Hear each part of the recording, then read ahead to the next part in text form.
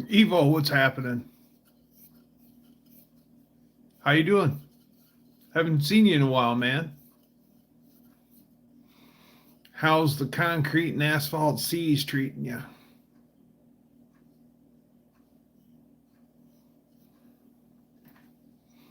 My cat's rubbing up against my legs. Hi, buddy.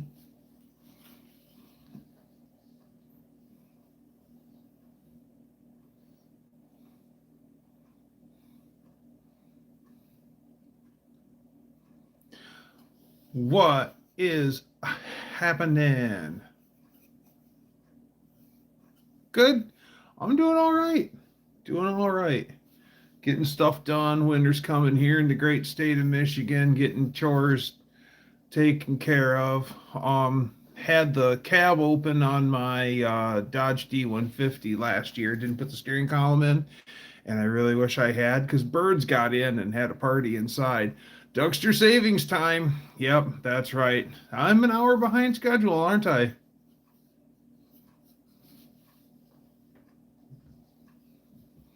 Petting my cat. Yep, I went to prison. Old man now, 60 years old. That's debatable, Tom. Hi, Tom. Good to see you. Yep, Doug's hasn't seen it all yet, but I've seen a lot of the complex.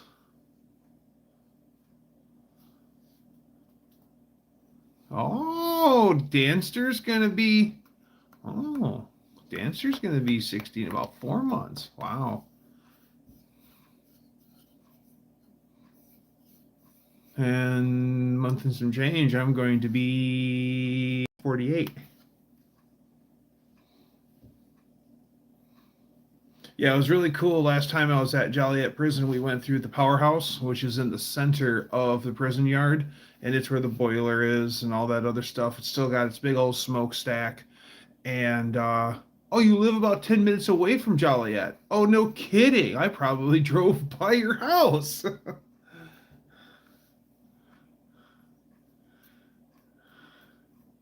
Danster is a wore out old fart.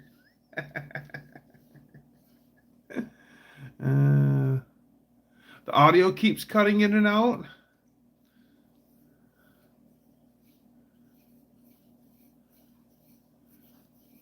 Well, that sucks. Yeah, the mechanical rooms were cool, but they had a lot of it blocked off, so you couldn't go in like where the either the boilers weren't there anymore, or they wouldn't let you go to where the boilers were. There was a lot of areas in the power room that um the mechanical room was not as you could go in there, but you weren't like able to go look around, which is exactly what I wanted to do. I wanted to look at the boilers and see them big monstrosities because you know that back in the day that thing was responsible for supplying all of the heat to all of the buildings. And I can only imagine if that thing was wood fired or coal fired or see all the above. I can only imagine how much fuel they were pumping through that thing. And I guess there's a bunch of tunnels that run underneath the property also. Like there's one guard tower on the premises that there's no way to get to it except through the tunnels under the yard. So, yeah.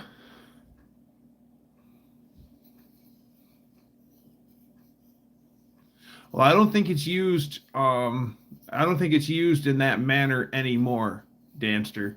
Um because it seemed pretty inert to me. Everything had huge Westinghouse cabinets in it. Huge Westinghouse cabinets. But I don't think they use it as was intended back in the day. Um, we actually got to go into cell blocks and look at cells, and we found that this one row of cells has the master pull. You pull that, and you can unlock all the cells at once, like letting them all out for lunch or whatever. That was pretty cool. So yeah, it's one of those things as you walk around, there's more to see. It's pretty cool. Um, love watching the property people, and sometimes they show the mechanical stuff. Proper People's pretty cool. Those guys got stones, though. That's the first thing I want to say.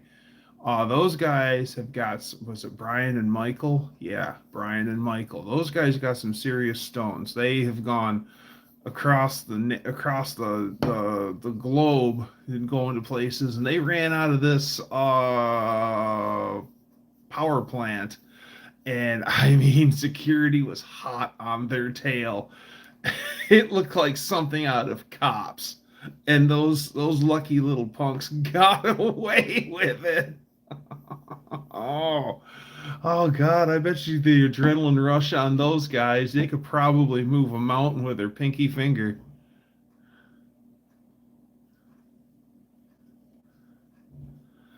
Yeah, probably have lawyers on speed dial in every state, or they keep one super lawyer on retainer. But what I want to do is I've always read about Eastern, I think it's Eastern Pennsylvania State Penitentiary, and it's the oldest prison in America, and they began construction on it in like the late 1700s. It's it's old, old, and it can be toured as a ruin, just like Old Joliet Prison, and it's over by Philadelphia, and I've never been that. I've been to Pennsylvania, but I've never been that far over Pennsylvania, and but I really want to go check out that prison, and I also heard it's haunted as frig. Not that I'm into the ghost thing, but yes, my Mexican connection is here. Yes, I do feel better. Thanks, Max. Hi, Max. Welcome. Yeah, I really want to check out that old prison. I've seen enough photographs of it. I know it's cool, but I've seen some photographs of old Joliet, and I wasn't even prepared for what I actually took in and seen. I mean, I'm walking around at first. I'm like, oh, cool. Oh, cool. Oh, this is cool. And then you start to settle in like, this isn't cool. No, nobody who's here is thinking, oh, cool. Hola, Danny Boyd. ¿Cómo estás? Muy bien. Even I can speak that Espanoli.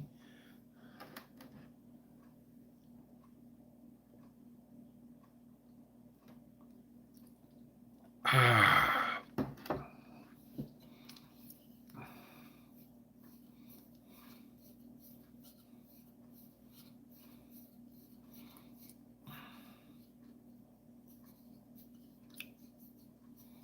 He said back in Espanoli. Need to check out Mansfield Prison where they filmed Shawshank. Oh, Mansfield, Ohio. Okay, okay. Last time Cope and I were hanging out, he was telling me about the town in Indiana that John Dillinger escaped from when he carved the wooden handheld lead propulsion device. And I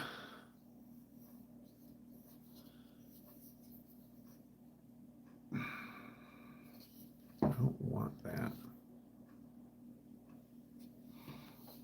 Yeah, I'll check out Mansfield Prison, and Mansfield is a hell of a lot closer than Pennsylvania, that's for sure, or Pittsburgh, that's for sure.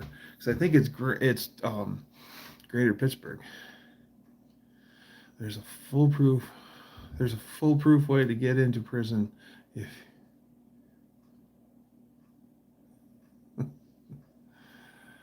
uh, we used to have the Hamilton County Workhouse here, about 2 miles away. Sylvester Stallone was filmed there. Yeah, the one where they is Bustin' Loose. I think it was Bustin' Loose. Yeah, where he's pushing that they paint up the Mustang and everything, and he smokes half cigars throughout the whole thing, and then the inmates destroy the car.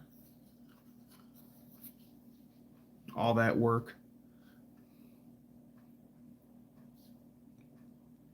Yeah, it got destroyed. Yep, because Stallone's character is helping. There's got a young buck that like did something bad and got his head all busting loose is Richard Pryor. You're right. The young buck did something to get him landed in prison at a young age, and he never drove a car before. So him and Stallone work on the Mustang and they get it all fixed up and everything. And then they've got a big workspace that they're working in, and he's trying to teach him how to drive a car and by pushing the car around the shop, and he's like, it just isn't working. And so finally they just say fuck it and they take the car out and drive it around on the grounds, and you can imagine the rest. No, Danster's right. I'm pretty confident that Bustin' Loose was Richard Pryor.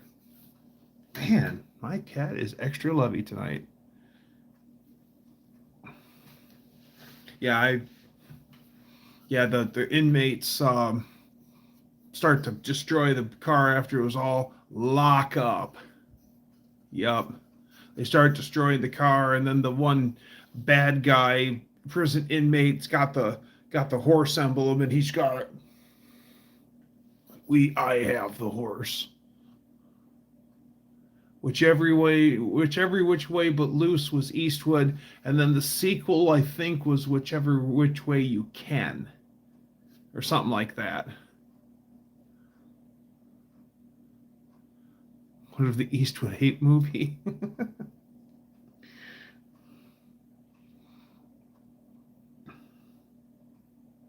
But so Cope was talking about the prison in there. It's a jail in Indiana where Dillinger got himself out with a fake wooden carved lead propulsion device.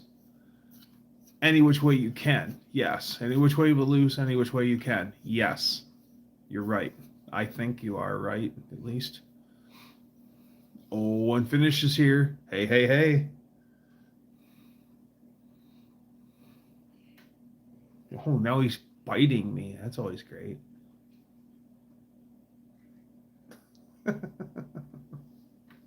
Now we've graduated from love dad to attack dad. Ow. That little bastard bites too.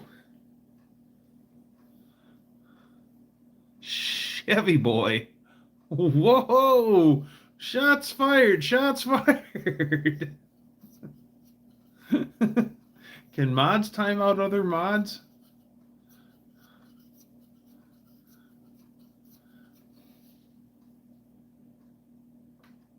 What, you're not gonna chew on me no more? Alright. Little devil. That's normal. That's all love on dad, love on dad, love on dad, love on dad. Use dad as a chew toy. Bite, bite, bite.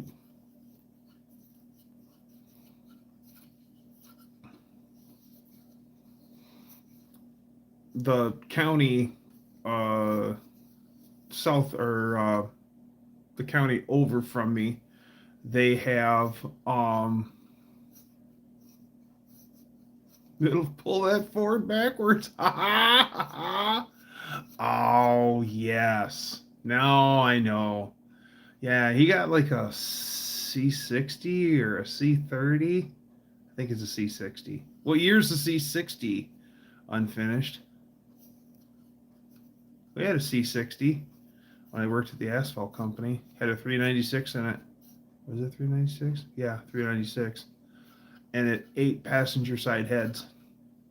We kept heads in stock. It 8 heads. They wouldn't fix it. No, we can't do that.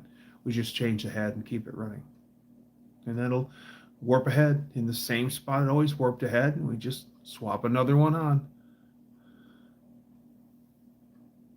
Oh, 70C30, so it's just a ton. Ooh, NP 430, 435. Oh, C60 is really big. Yeah.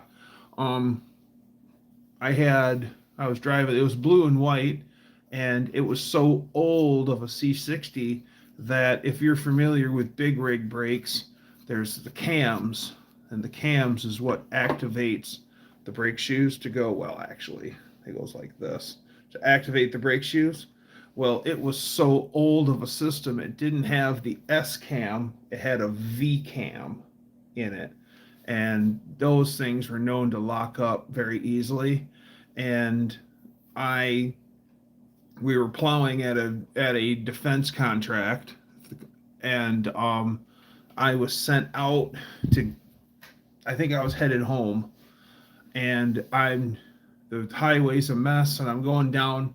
It's like 2 o'clock in the morning, and the highway's a mess. So I'm taking the back way home, and I'm literally on the main drag to the shop, and it's the last light before country four-way stops. And of course, there's no one there but me, and the light way ahead of me is going from green to yellow to red. And I let up off of the throttle, and I'm coasting, and then I downshift, and then I start to set my foot on the brake, and all the wheels lock up on the truck. Now this thing has got a dump box on it. The C60 has a dump box, and it has this really monstrous plow on the front of it. It was a big old skookum plow. And Buff, welcome, my friend. So when all four wheels lock up, she's already really front heavy thanks to this enormous plow on this C60 Chevy. And it just out of the blue starts I'm doing donuts down the road at like 35 miles an hour, and there ain't nothing I can do. I'm just along for the ride. Foot on, that's already took my foot off of got it in neutral, got my foot off the brake, and I'm still spinning. I go through the intersection. It's 2 in the morning, no one's there. And I'm still rotating through the intersection, and then I am pointed the wrong way on the other side of the road, and I hit the curb, and it spins me around, and now my passenger wheels are, yeah, actually I'm headed south, but I'm facing north on the other side of the road. And I just sat there for a minute. I was like, wow. Everything was fine. Even the rims were okay on it. But yeah, it was one of those things just like, I'm really glad I'm going home. I'm really glad I didn't roll the truck, because that was what I was worried about was, oh God, it was bad. It was so bad. And there was nothing I could have done about it. It was all glare ice. The whole thing was glare ice. Hey, what's happening, Ken? Ken helped me figure out a problem today. So thanks, Ken. Oh, biting kitty. Ow. Ow. Bastard. Ow. Ow. You little fucker. Got it out.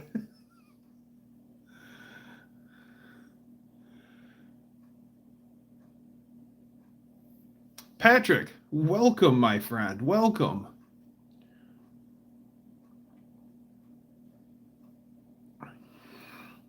Yeah, that thing it was like light blue and white. It was all light blue, and it had a white stripe down the center. The catster's fired up. Yeah, he is. He's gnawing at me again. And again, I'm kind of agitating. Ow. He doesn't have claws, but he makes up for those big gnarly teeth of his. Ow! Devil. Yeah, that thing had a 4-speed in it, and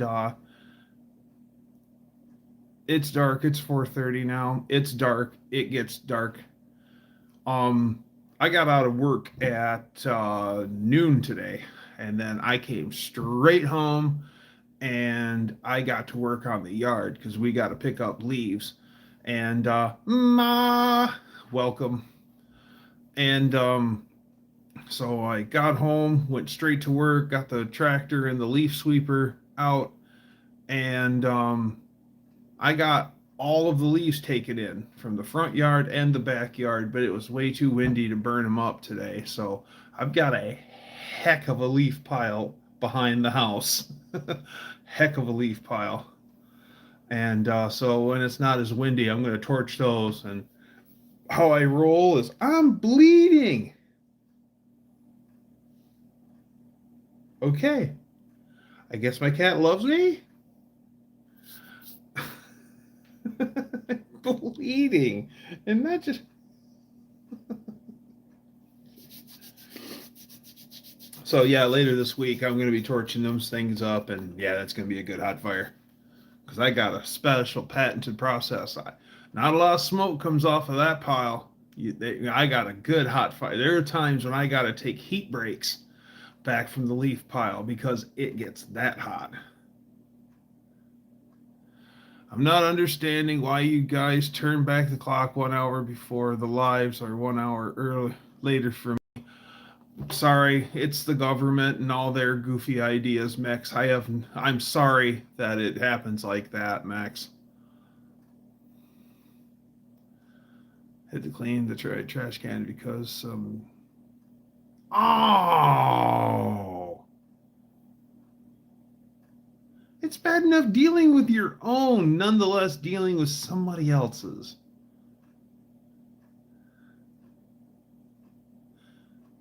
Lars, what's happening? Welcome, welcome, welcome.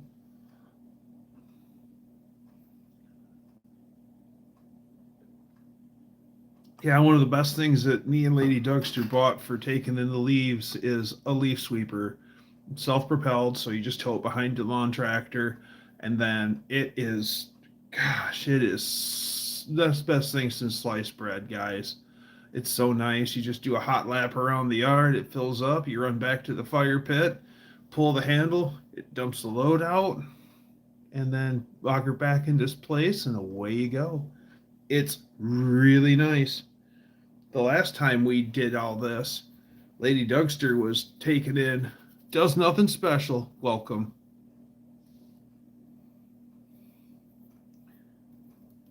Yeah, it is weird that old names are being used. We move the clock forward. Then, well, come this spring, we're gonna spring forward. So I'll be an hour earlier then. So who knows? And it is kind of stupid. The whole idea of the daylight savings time was so the kids could be like more daylight for safer bus stops or some crap like that. I don't know. And people are recognizing that this is stupid, and it's actually proven that in the spring it actually messes with people because of losing that hour of sleep.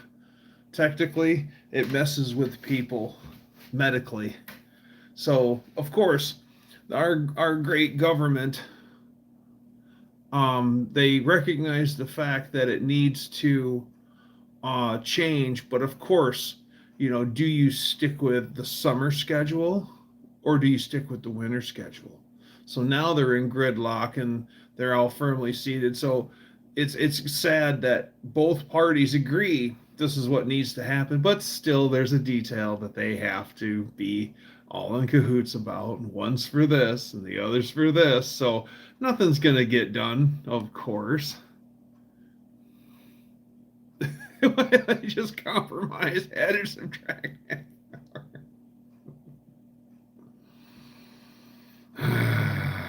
Yeah. Why don't we move the clocks in the whole of Mexico? My computer doesn't know that though. That's my phone. Uh,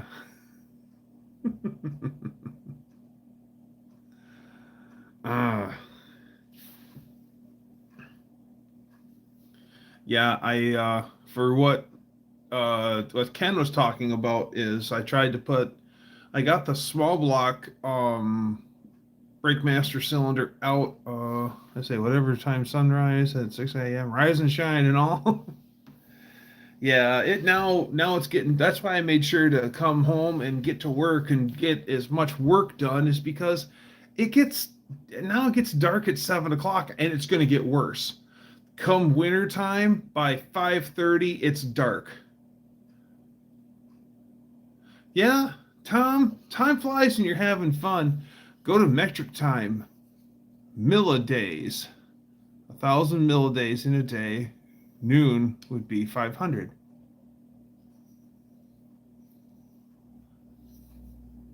Metric time. That's so interesting, Buff.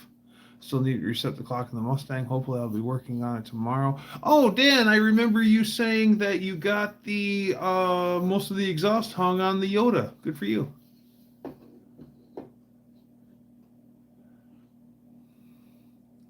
It's dark here, but it's 8:30. Oh yeah, it's 8:30 here, but it's dark. It's been dark. Nothing much, just hanging out. So I got did a lot of cool stuff over the weekend, and went to a junkyard with a friend, and he inherited his dad's 19, I think it's a 69 or a 70 Dodge Sweepline pickup, short box, regular cab. They didn't make a cab and a half, but they did make a four-door cab. Um, the Oh, there's Dutch. Did you show off your spoon yet? No, I haven't showed off my spoon yet. I was working my way towards it though, Dutcheroo. Dutch is the guy that went with me to the yard, and so he inherited his grandpa's swept-line Dodge, and that thing is a mighty truck, and mighty cool that is. I need a new downstream O2 for the Toyota because what's left of my old one won't thread into the new pipe because some shop monkey must have used the impact to put it on the old pipe, of course. And all these videos today, a cougar with a Super CJ. Wow. A milliday is about a minute and 26 seconds in imperial time. Imperial time. Wow, sounds important. And we ran all over. We found a really nice front bumper for Dutch's Dodge. And then we got there's a little frat zog that is on certain trucks right behind basically, if you put your thumb on the door handle to open up the door, if you stuck it up across the door, right up there, just a little bit higher, is another little frat zog. We got a set of those. Dutch got a cardboard glove box liner that's like factory. And we were so impressed that it actually lived. It was just in the right spot out of the weather. And he was stoked because you never see them complete. So at least he's got a pattern to build one off of. I think he said out of stainless. So on that same truck, he's like, hey, sitting on the cowl, there was no windshield in this one truck. Sitting on the cowl was body spoon. And you could tell that it was there for a really long time because it was like furry rusty. It was that dark red rust oxide color that we all know, and it was like furry rusty. He's like, hey, this is a body spoon. You need that. So yesterday I got to work cleaning it up, and I mean it's got pits and marks in it, but it's way better than I anticipated it to be. So it must have been a quality piece of steel. She will do body work again. So that polished out real nice. So yesterday I'm just at the house and working on this, and I decided we've had a whole bunch of trees go down across the road, and I'm getting tired of looking at that brush pile. So I'm starting to haul the branches across the road and up to my front fire pit. I'm burning out an old stump in the front yard, and stoked up a big old fire and burned some of that stuff up. And then, so I'm keeping um the eye on the fire, and I'm working on this. I ended up, because I don't have a wire wheel right now, I loaned it out, and so I ended up sanding this with 3 grits of sandpaper and then buffing it with 4/0 steel wool. And the last grit I used was 400, and I thought I had the rust scale off of this, and I started hitting it with 400, and it started to clog up with rust. So yeah, it's been a slow going process. Well, we don't burn a lot on the front pit very much. So so while I was doing that, I took care of this, and yeah, I was so surprised how well this turned out. So then later, I'm still watching the fire, and uh, Lady Dougster gets up early, and she's like, "What are you doing?" And I'm like, "Just sitting here watching the." She goes, "Not working on that tool?" I'm like, "No, it's done." And I showed it to her, and she goes, "Well, where's that hammerhead?" And I said, "Oh, it's over here." And I had taken the Lady Dougster. I had a small ball peen hammer that I bought at a yard sale for like $1. And the only reason it had, this is the handle that broke on it. And I mean, first off, this handle has like no weight to it, and secondly, you can just tell it's older than dirt. It has no weight to it, and I think it has evidence of it being on fire at one time. And she was using it the other day, and she broke it. She broke the head off of it, and she's like, "I broke your hammer." And I'm like, "My lucky hammer? How did you break my lucky hammer?" And I go, "Is it the big hammer or the small hammer?" She goes, "The small one." And I said, "Oh, okay, I'm not worried now."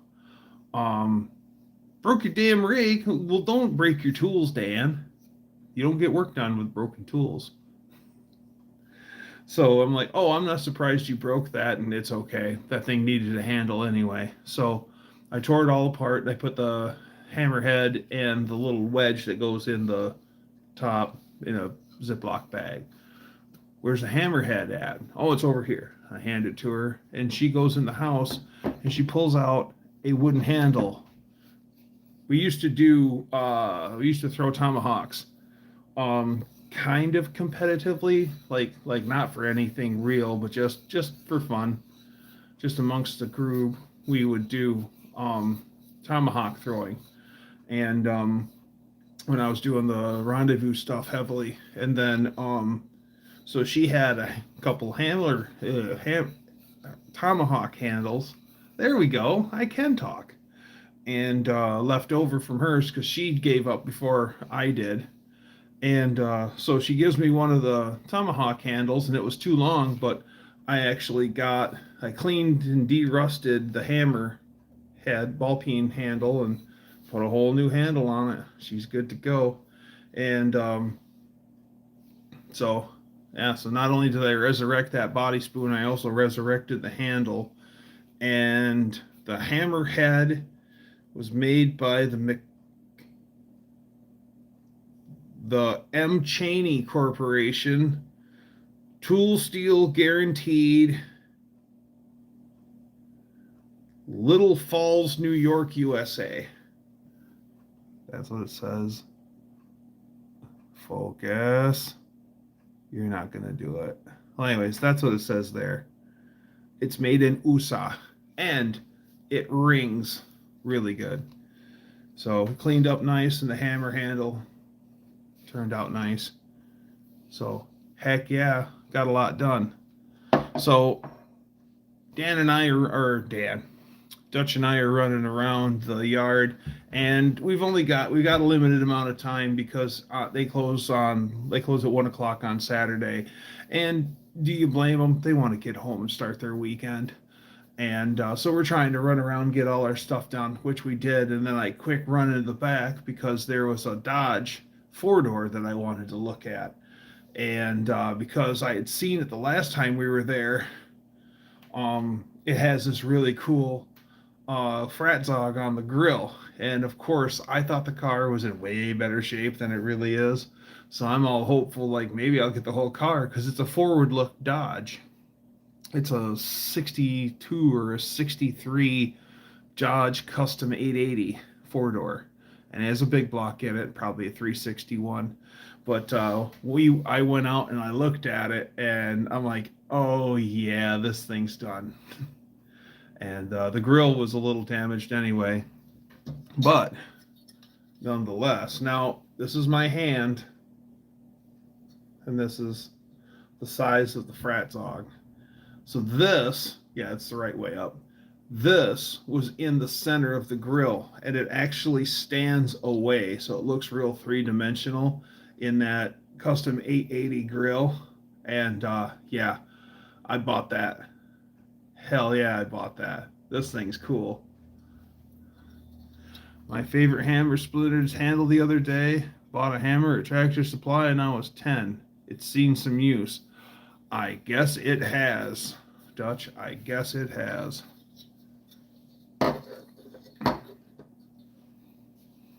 Was it a wooden handle or was it a fiberglass? So yeah, I was really stoked to get that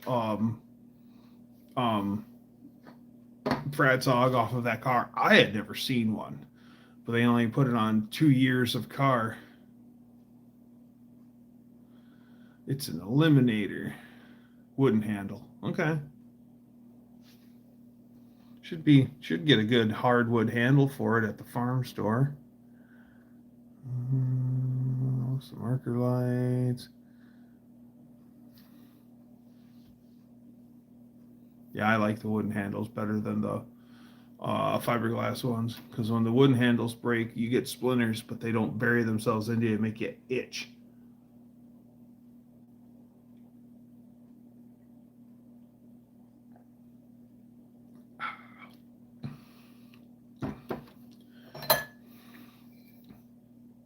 I'm just so pleased how well that spoon turned out.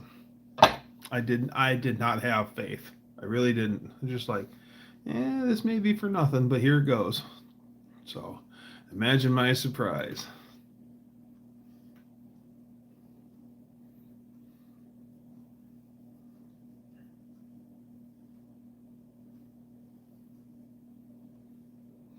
And then after I left Dutch's place, I drive down past my friend Jason's, and I drove right past Jason's, and I lay on the horn when I drive past the house, and then I didn't even make it. The Pepsi coffee cup was made for me. My youngest sister was doing these pottery painting classes and stuff, and there was this whole catalog of stuff that you could order that you ordered it and it got delivered, and it was raw. It was raw, like it needed to be painted. So it actually is all hand painted, and then they fire it. And yeah, she made that for me, and it's really delicate. Like, I don't take this out of the house because I'm just afraid that I'm gonna hurt it. And for the longest time, I wouldn't use it. And I know that's not what she wants. She wants me to use it. So, do we have anyone in the No Name group that's in Texas? I want to say that Casey.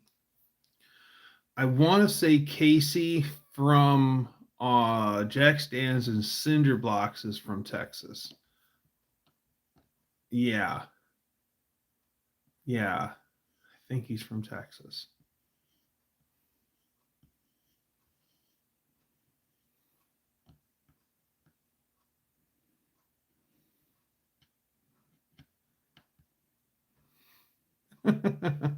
Pop it neutral and rev it, no horn ski. No, he's not in Wisconsin. Yeah, Casey, he might have been working in Wisconsin. I do know that. I do know that the one job that he has or had, he was on the road a lot working here, working there until the job's done and move on. A lot of road warrior work. So I know he's been everywhere.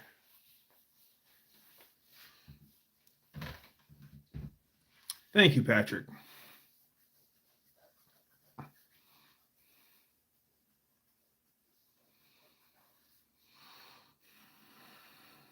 Texas is a one heck of a state. Things are different in Texas. I heard it's like 10 or 11 hours across the fat part of Texas, east to west. That's nuts. Cause like if I drove like Thumper the Sweaty Fat Guy here on YouTube, he lives in the western Upper Peninsula, and it is. Well, thanks, Zella. Hopefully, I'm saying that right. Um, to put it in perspective, to leave my house in Southwest Michigan to drive to Thumper's place, that would be probably 11 or 12 hours. But then again, in the Upper Peninsula, all there is I-75 that runs from the Mackinac Bridge north to Canada, and that's all the expressway there is, and it's just an hour's worth of highway. So, and that's on the east side of the Upper Peninsula. So the whole west side of the Upper Peninsula is all 2-lane roads, no expressway.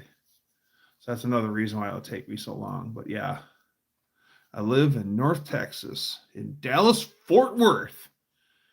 Yeah, I've been told that once upon a time you'd leave Dallas headed to Fort Worth or vice versa, and it used to be like a little country drive, and then as Dallas has expanded and Fort Worth has expanded, I guess now it's just basically it's all suburbia, and you just cross the line over and you hardly know that you made it from Dallas to Fort Worth. So I've told. I've never been in the Lone Star State. And I want to try Lone Star beer. I was at a mud run and those guys were drinking Lone Star beer. And I didn't have enough guts that day to walk over and ask for a beer. Never had a Lone Star.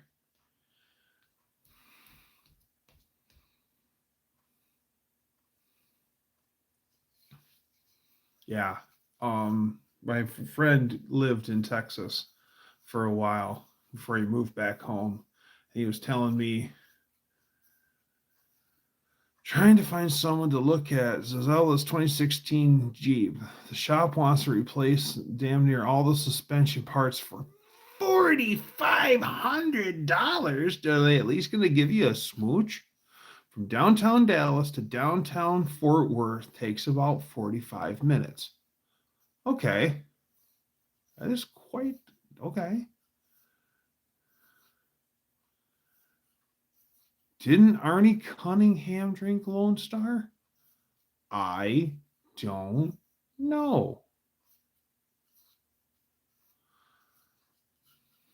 Used to go to Greenville, Texas, quite a bit back in the day. Been to Greenville, Michigan. Does that count? Oh, okay.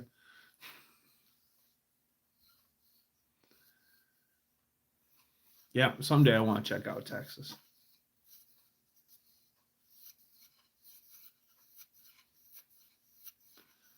Duddy's adventures in Texas. He came to the first 2 no-name nationals. Ah.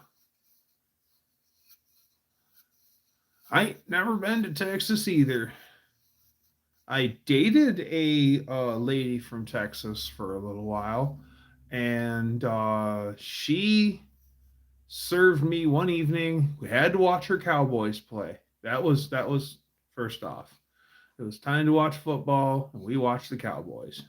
And so we were watching the Cowboys game, and she got these custom cut steaks that were like thicker than thick, like 2 inches thick, big old beautiful steaks, and she did them Texas style, and they were kind of like barbecued, like all glazed in barbecue sauce and stuff. And man, those things were tremendous. Was Arnie the lost brother? That's why he drank Lone Star. Because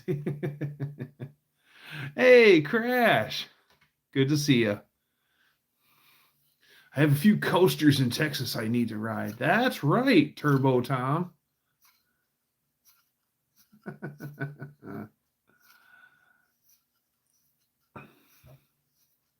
No, from Christine. Maybe it was Lone Star. Were they Texas? They could have been Texas.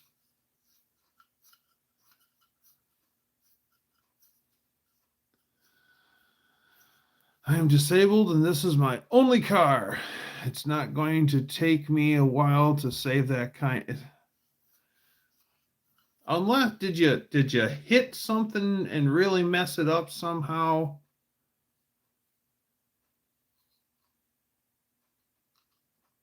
I think Chuck was the last brothers. Talk about Mopars and Tom shows up. Nope. I don't get it. Well, then again, with most shops, it's a pass fail kind of thing where that's like they'll just attack everything and it needs they probably don't want to work on it at all. So that's a common tactic that motorcycle shops do.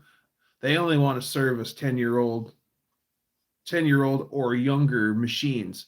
So if you come to them with like a 1983 Suzuki GS 1100, they don't want it. Nobody knows how to work on it. They don't want to work on it. So what they do is they will bring the bike in and they will scrutinize the entire machine and write it up as everything is bad. And then they'll say, okay, we got your estimate ready. And then it's going to be $2,500,000 to fix your machine. And of course, then that's the scare the pants off of you and make you go away and take your bike. And does somebody say Mopar? Sure did. Christine was set in California. It's making a lot of sounds under it, and it shakes in reverse. Ooh. You could have broken a spring shackle or an eye. Who knows? Interesting. It's not, well, in Texas, it's not like it's going to rust out. Well, wait a minute. So the greater Dallas Fort Worth, so she's not, Zazzarella is not by the seaboard, because I know golf cars will rust out, but she's not that. Maybe, hopefully it's not rust. Yeah, I've seen rusty Texas cars. I knew one dude who was an unscrupulous bastard. He would go get Gulf rust buckets from Texas and bring them up here, and he'd fill them full of Bondo and chicken wire and shame, and then turn around and sell them as clean cars with Texas. It's a Texas car. It's clean, man.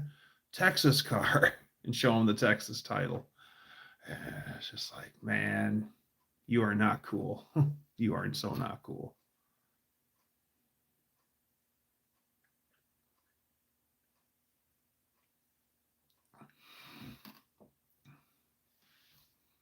Old Mac is from Michigan.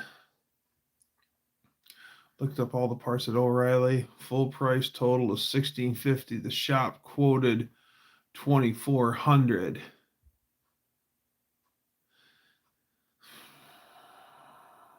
Full price total $1,650. Shop quoted $2,400 on parts, and then probably $2,400 in labor. Yeah, probably. Labor is intense. My just for the parts. Yep. And of course, you're probably getting genuine dealer parts. Now, is that a dealer or is that at like your local mechanic shop just for the parts? Good Lord.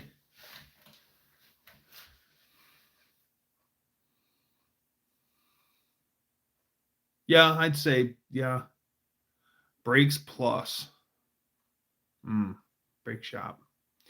Well, you can always always bring it to another shop and get a second opinion, and bring it into another shop and get a third opinion, and bring it to another shop and get a fourth opinion. I mean, as long as you can safely drive around in it. But yeah, they're not the only game in town. Yeah, I'd say Old Mac's probably about 3 hours.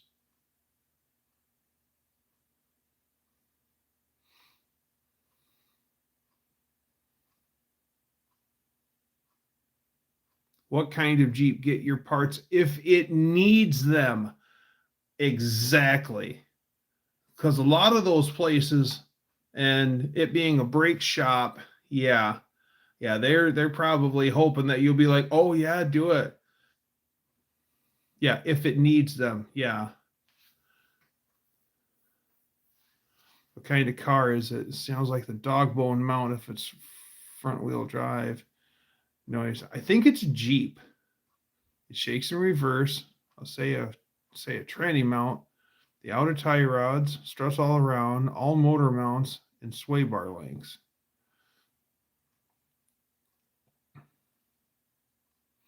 Yeah, they said it was not something that makes it dangerous to drive. Okay. 2016 Jeep Renegade. Okay. Yeah. So definitely if you've got the time, go to another shop. Get another opinion, get another opinion. Then again, you have right here at our fingertips um Turbo Tom, who actually is a Chrysler technician, works for the dealership.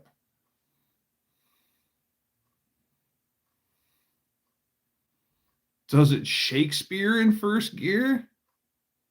What, to be or not to be? That is the question. Does it Shakespeare in first gear? She was out behind with it. Shake. Hmm.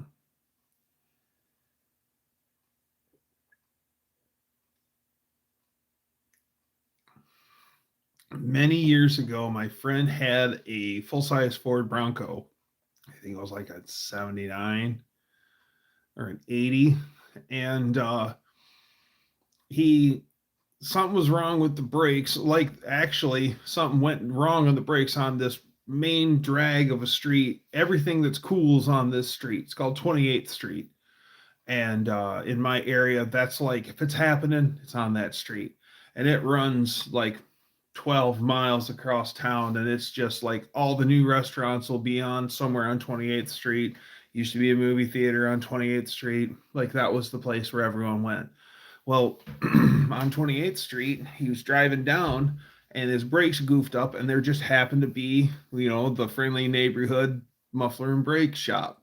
So he pulls it in there and says, hey, throw it up on the hoist and tell me what's wrong.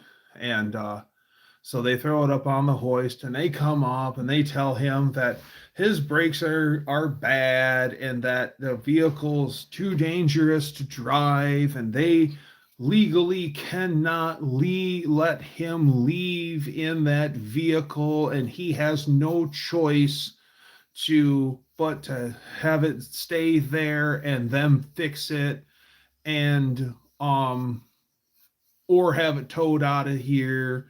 And he's like, I want my vehicle. And they're like, well, we legally we can't let you have the vehicle unless you tow it out of here.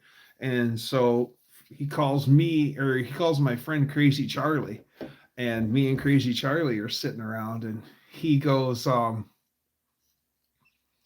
I'm on my way. He goes, come on, we jump in the truck, hitch up the trailer, and where are we going? We're going to the muffler and brake shop on 28th Street.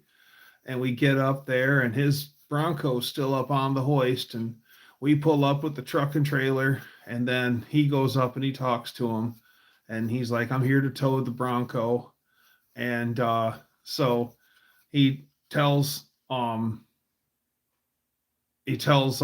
friend to get in the truck with me. I'm in the truck, and he looks at me and winks, and I know he's up to something. So he walks up. Yeah, we got the ramps out and everything, and like we're gonna load it up.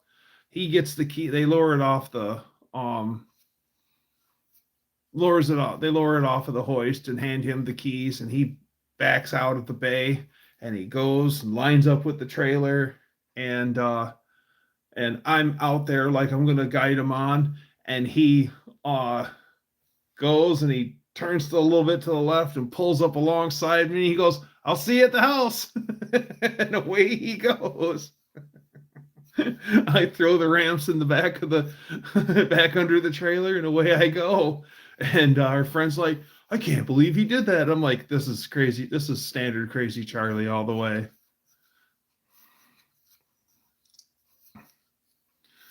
Yeah, no, only the loose. Have you ever replaced all the parts at once from the list? About no, only only the loose parts. Right. Yeah, a lot of times you don't need to go with the shotgun approach. What did the muffler shop say? We didn't stick around to hear what they had to say, because after that, they had no control over the whole deal. And we fixed the whole deal for next to nothing in Crazy Charlie's driveway. Of course. I don't know why he decided to go to that. That was a day when Crazy Charlie's like, "Don't go there. Those guys are a bunch of clowns. Blah blah blah blah blah. Why would you go there when you know me?" He says. He goes, "Those guys are crooked. They couldn't have made you stay there anyway." He's like, "They can't keep you there. Unsafe my ass." He says. He goes, "It stopped fine. Didn't stop great, but it stopped fine."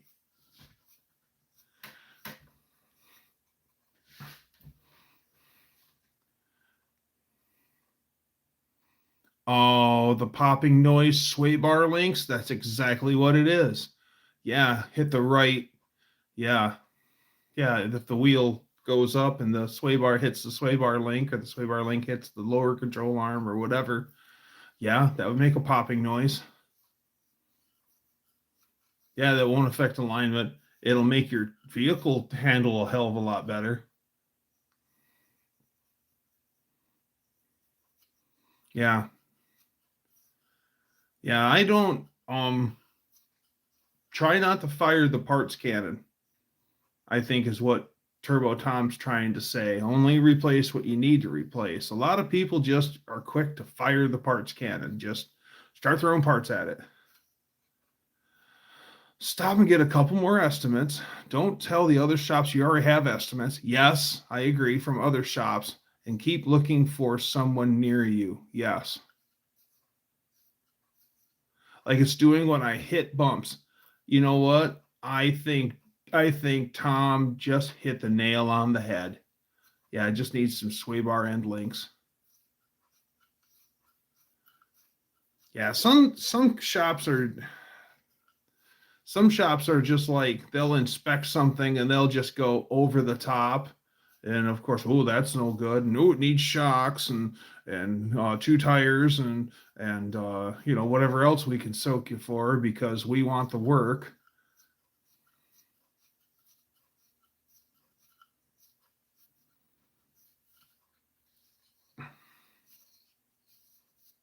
Yeah, Lady Dougster used to have a '96 Silverado, and it'd start clicking like that when the sway bar end links would give up the ghost. Pretty easy fix. My '96 Jimmy was that way too. Factory links are plastic, aftermarket are steel. That's right.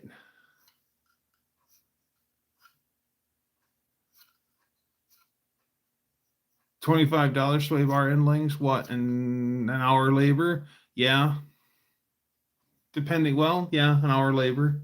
Yeah, if that's just it. Sounds to me like Zezarella needs a homie, someone knowledgeable to call and kind of be able to field questions to. So good thing she's here, and I think it's a she. Zezarella, are you a Mrs. or are you a Mister? I'm assuming by the name that you're a lady. I just don't want to continually call you the wrong thing. But the shaking. Do you think the engine and transmission need to be replaced? Yes, I'm a grandma. Right on. Okay. In Germany, they'd call you Oma.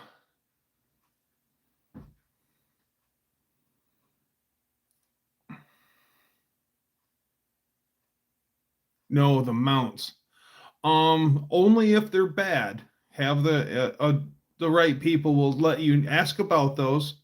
Say, I think I might have a bad transmission mount or engine mount, and could you take a look at those? Oh, Jessica.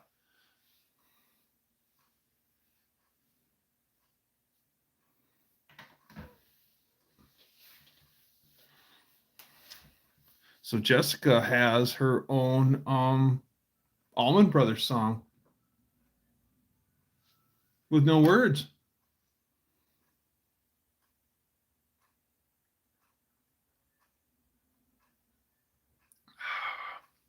I think my sister made this for me in 2014. Can't believe I had 11 years.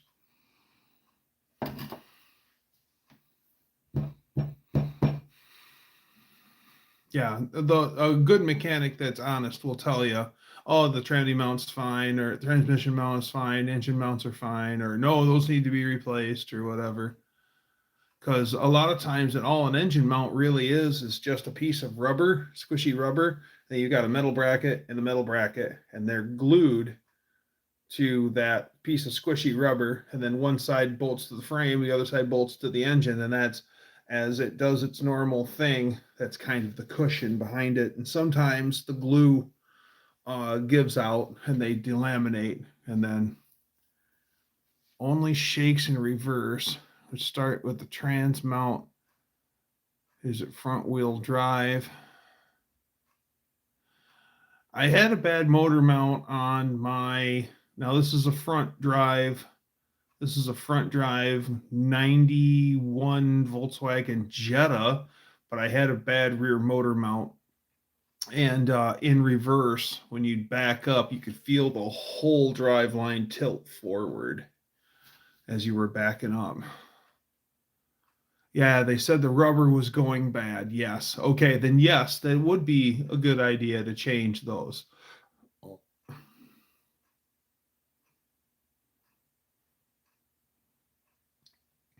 Put a GoPro under there and see what's actually shaking. Yeah.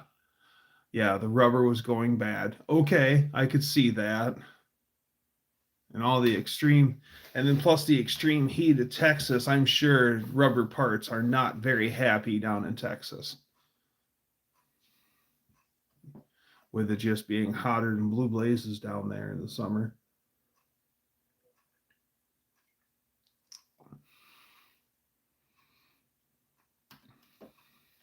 Yep, they said the rubber was going bad. Yep.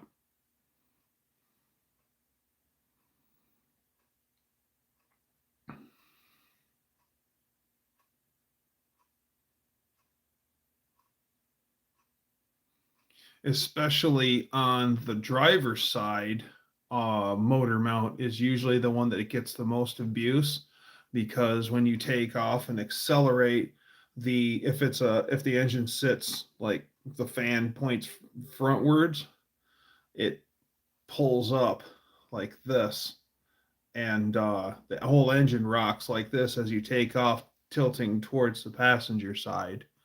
So usually, especially in high performance applications, it's pretty common to break the driver's side motor mount. Hot rod guys, you'll see they'll have a piece of chain. They'll bolt in a motor mount, and then they'll run a piece of chain from the engine down to the frame, and then have it anchored, and that's a limiting chain. And that way, it doesn't tear at the motor mount so bad. It will tighten the chain.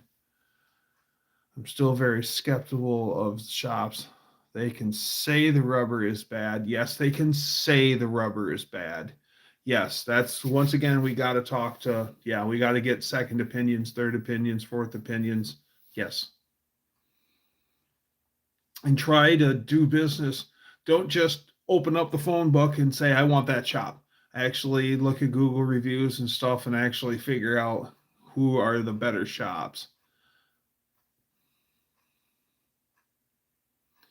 Is the Jeep front wheel drive? Oh yeah, it could be a front wheel drive. Yeah, it's a little Jeep. I know exactly what it is. My friend, old man Chuck, has one of those.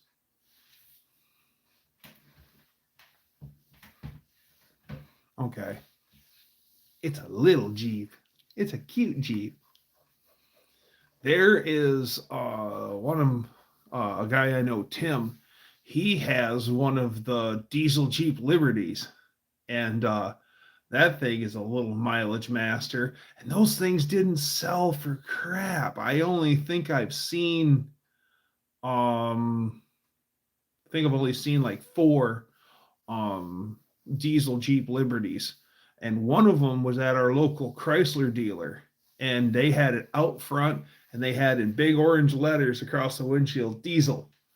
And that thing sat there and sat there and sat there and sat there. Somebody finally bought it, but they sat on that diesel Jeep Liberty for a long time, and it was black.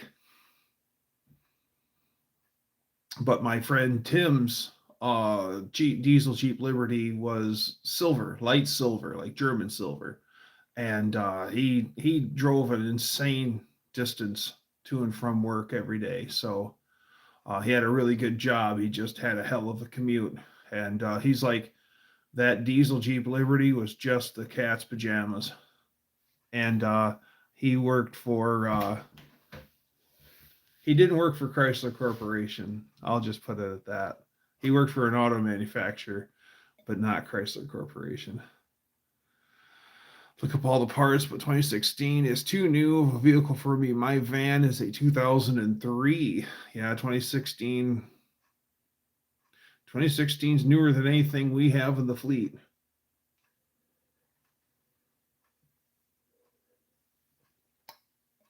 I service 5 every year. Postal workers. Ah, okay. We had the engine replaced to do. We had the engine replaced to do a recall almost 2 years ago, and the new engine only has about 11,000 miles on it, if that. Well, if it only has 11,000 miles on it, there ain't no, well, any shop that's worth its salt would have put new motor mounts on it, especially with 11,000 miles. We might have reused the mounts if they looked okay. Yeah. Get another quote, Jessica.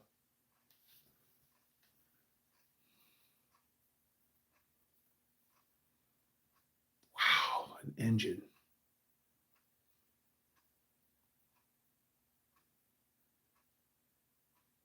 But they didn't put new motor mounts on it. Well, they could finally have given up the ghost. Yeah. More information. Yeah, how many miles were on the old engine? And was it bad enough? The dealer used the old ones. They probably included that in the paperwork.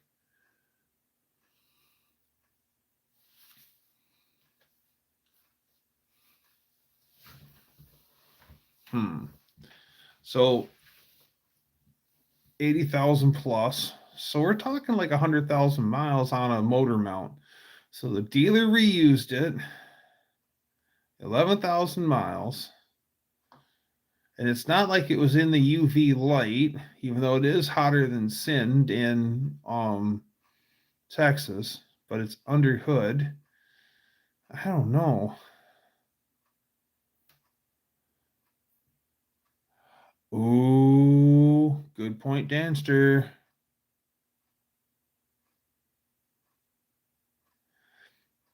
Usually the dealer does a better job because usually you have a better class of technician working at the dealer. Not always, usually. Because usually it's fixed right with genuine parts. It's just the price tag to get it. Like my parents for a while was getting their oil changed at the dealer, and I'm like, oh my God, why? Well, they do such a good job. Oh yeah, they do. You also pay for that good job.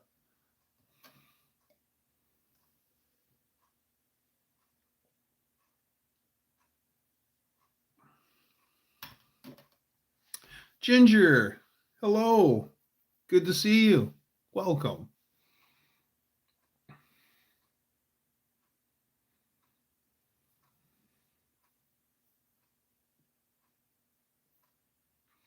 Very possible, Dancer.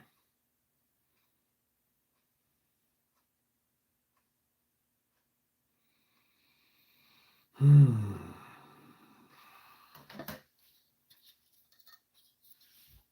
Fretzog. Made up word by Chrysler.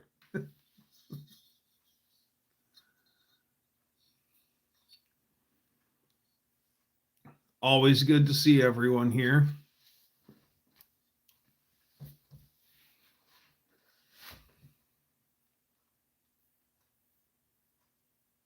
Yeah, anything's possible. And then again, I remember a friend of mine being a young technician working at a Chrysler garage, and he replaced a radiator in a Dodge B van, and it was just a rolled, rusted out pile. But the guy bought it brand new from that dealer, and every time it needed service, he took it to the dealer. And the guy didn't was lazy, and he didn't want to put the well, he couldn't put the bolts in it because some of them the bolt holes were no longer there, they rusted away, so he zip tied the radiator in. Yeah, zip tied the radiator in, and then it came back like 2 weeks later, and they had to put another radiator in it because the zip ties broke and the fan tilted into or fan and the radiator had a meeting.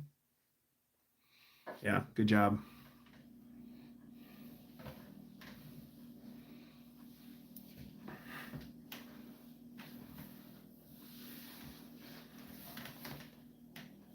Wilburn's always nearby.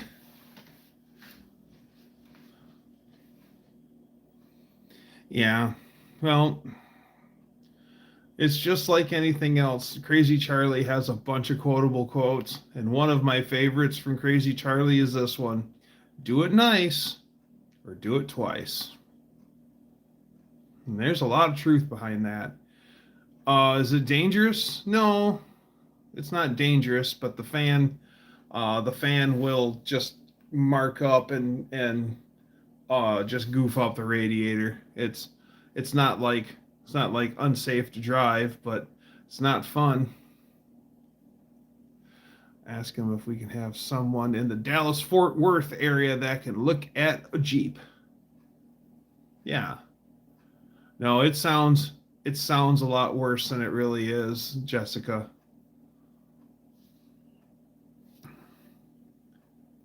Do it right the first time. Yep. But do it right, do it nice or do it twice just has a better ring to it. Or one guy I watch here on the old lube tube, his name's Wayne, and Danster knows who I'm talking about. Yep, Wayno says, old Dan beat me to it. Wayno says we do it nice because we do it twice. I am so guilty of that crime.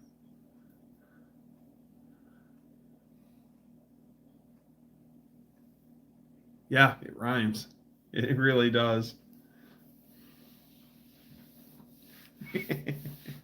I would do something, and we'd be walking out to look at it, and he goes, so how does it look? Does it look like, yeah, old two stroker does kick ass? And he's like, so I don't know, Stephen Holtz may know, Mater is, oh,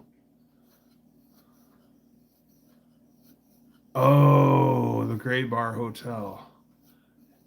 Not that he would anyway. I don't know who to tell you. Mater's looking at, oh geez, Mater's looking at Striped Sunlight.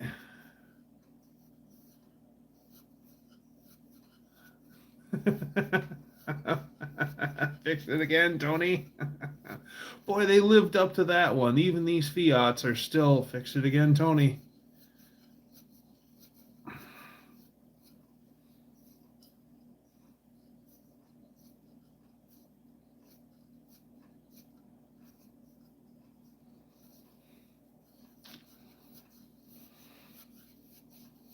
Yeah. Yeah. Do not like the Gray Bar Hotel. It doesn't matter what Mater did or didn't do.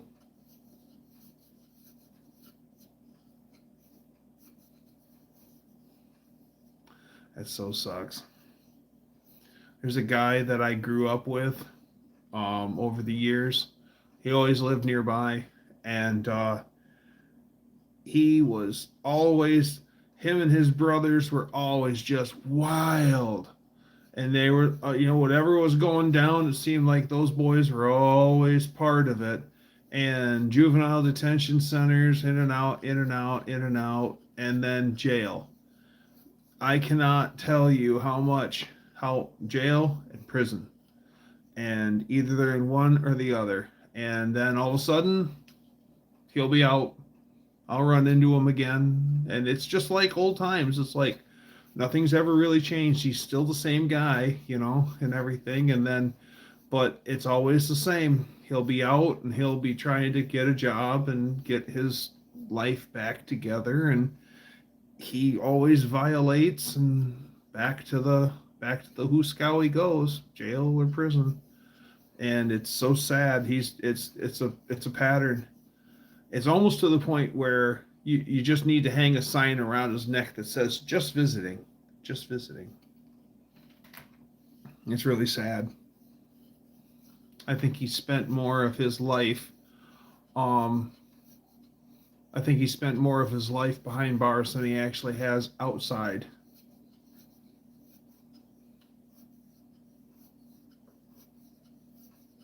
Out and back in, institutionalized. Yep. I almost wonder if it isn't something along the lines of that's the only life he really knows anymore, is that. And he can't function outside here, outside in the world. It's too bad, because the guys, if he actually would put he's got mechanical skills. I mean, he worked for his dad and stuff. I mean, he could do it. It's just, I don't know. Just being dumb is like what he does. Got a brother that either in prison or homeless most of the time. Live stream the arrest.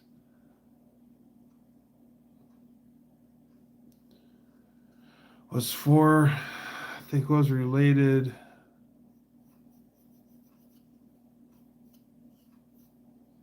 Live stream the arrest. Wow. Okay.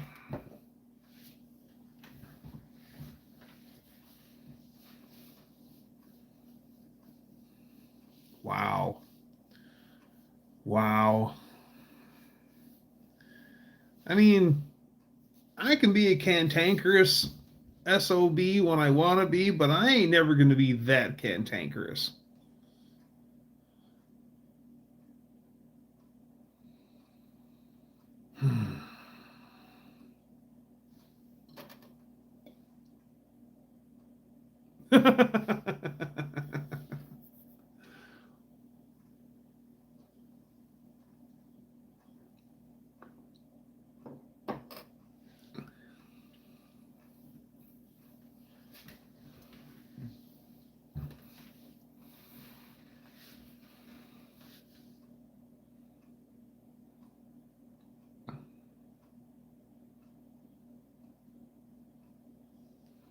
I used to drink a lot. I trimmed way back on that about a year ago now. Kind of glad I did. I drank a lot because I was just bored. And I'm not bored anymore, so I don't drink near as much. I still drink, just not nearly as much as I used to. So, regardless of the original charges, it seems that aggravated assault on law enforcement officers now in play. Oh, yeah. And I can't help but think what will be the majority of time he winds up spending. Well, um, anything over a year is the actual Huskow instead of jail. So if it's 11 months and 29 days, that's in jail. Anything over that, yeah.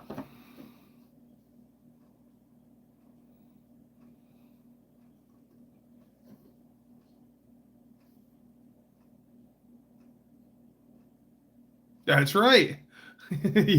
You could have a glass that's like a quart, like a 2 quart glass, and I only had one. Only had one drink. One old boy that I would hang out with, he liked to drink red, white, and blue beer. That was his brand. And he lived, we called him Pops. And he lived in a friend of mine's shed on the backside of his property. And Pops had a little wood stove in there, and Pops would, split wood all summer, so he had heat in the winter. And at the first of the month, when he'd get his assistance, he would buy his food and stuff, and he would have his little place would be just stacked with red, white, and blue beer. And he'd sit there and drink and drink and drink, and it'd be nothing to see him absolutely plowed in the evenings. And he on certain nights he would get exceptionally drunk. And then the next day you're like, boy, Pops, you really got into it last night. And he's like, what are you talking about? I only drank two. And you're like, you drank way more than two last night, Pops. And he goes, nope, nope, nope. Only drank two. The first one and the last one. Ha ha ha ha ha. Crazy how people escalate their interactions with the law only to face more time. And what it boils down to is they're mad. And obviously, and you're mad and you're not. Scottish people drink gin. The Amsterdam area, there used to be a bad gin epidemic there. Everyone drank gin, lots of gin. And believe it or not, if it's not Scottish, it's crap. Uh, the Heineken beer was actually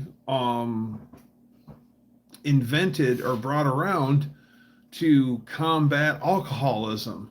And they're telling these guys, like, here, instead of drinking all this gin, drink beer instead. And so, yeah, Heineken was the solution to a bigger problem. 4 ounces of gin every night is bad according to them. I go over like 2 nights a week. It's so good.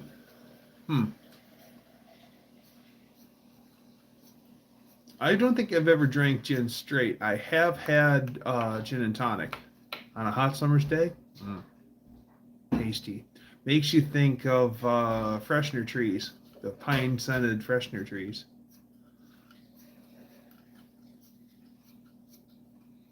It's not Scottish, it's crap. All right, I gotta fill my water jug, my water glass. Be right back. Oh, Miles made me bleed. He was being rough with me, little son of a gun.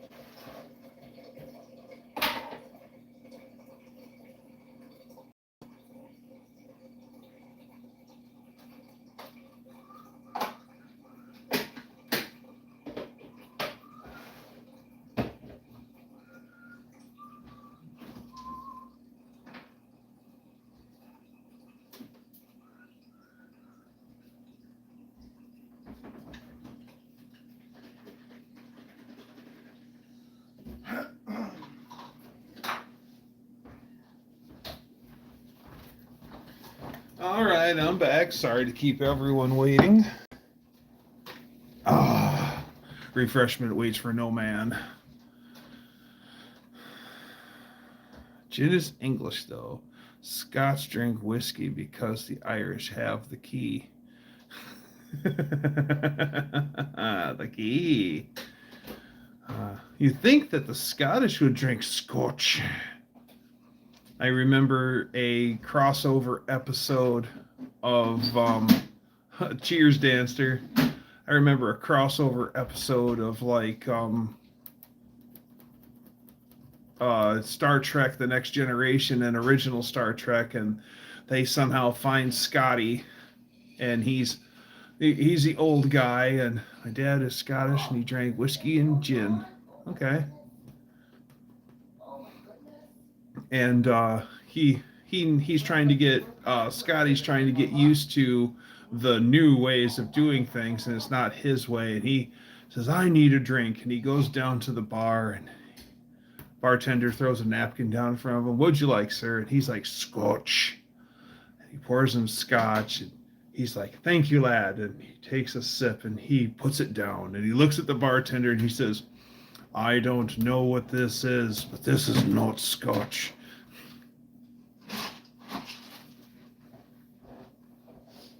I think bourbon was invented by people who are trying to make an Irish whiskey.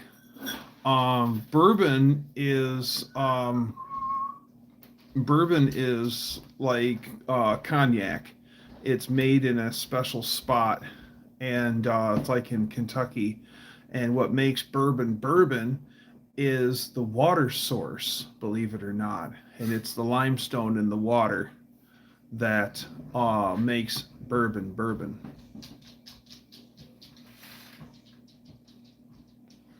I don't know, but it's green. I'm Scottish, English, and Swede. So when I would drink, I'd kick the ever-living crap out of myself. Yeah. I'm half French and I'm half German, so yeah. When I would decide to really go for it, we always swing for the fences. We used to swing for the fences too. It's not the partying that gets you, it's the next day. Where you're just like, oh God. Or go out to the bar and get all twisted up and go home, sleep it off, and then go to work. And then you're running like an air hammer all day, removing rivets or something like that at work, and it's just, oh God. I don't know what's worse, the noise that I'm making or the the spark knock, as my friend always called it, in my head.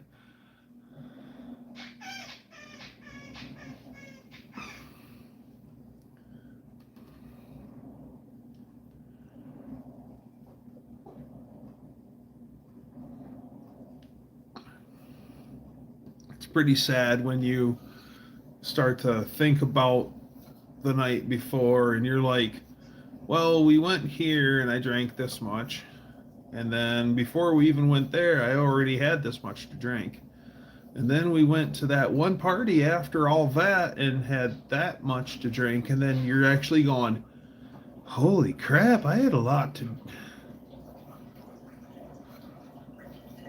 I'm a mess.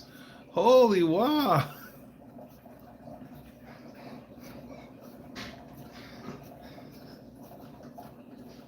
A friend of mine he's actually today, he's a big proponent of AA, and he helps a lot of people try to, lead a better life. There is life after alcohol. And he was talking about how much he used to drink, because he worked a full-time job he worked nights at General Motors, then he roofed during the day. And because he was a raging alcoholic, he didn't sleep all that much, so he still had time to go out and get all messed up. And he would sit around and shoot pool and hang out at his local bar. And his bartender already knew that he drank a lot. And so each time that without him knowing it, each time that he went and asked for a drink, she would set them up, and then she'd take a cocktail straw and put it in a glass. And the next day, and let that go for the night. The next day, he comes in for his first cocktail, and he's putting his pool cue together, and she comes over to him, and she's got a hand around all of the straws, and she can barely hold them in her hand. And she goes, last night, at the beginning of the night, I put a straw in this cup every cocktail that you had, and you drank this many last night. And that was one of the beginnings of him actually like coming to grips with the fact that he might have had a drinking problem. Ukrainian, Lithuanian, Romanian, I pave your driveway the right way or I can use paint.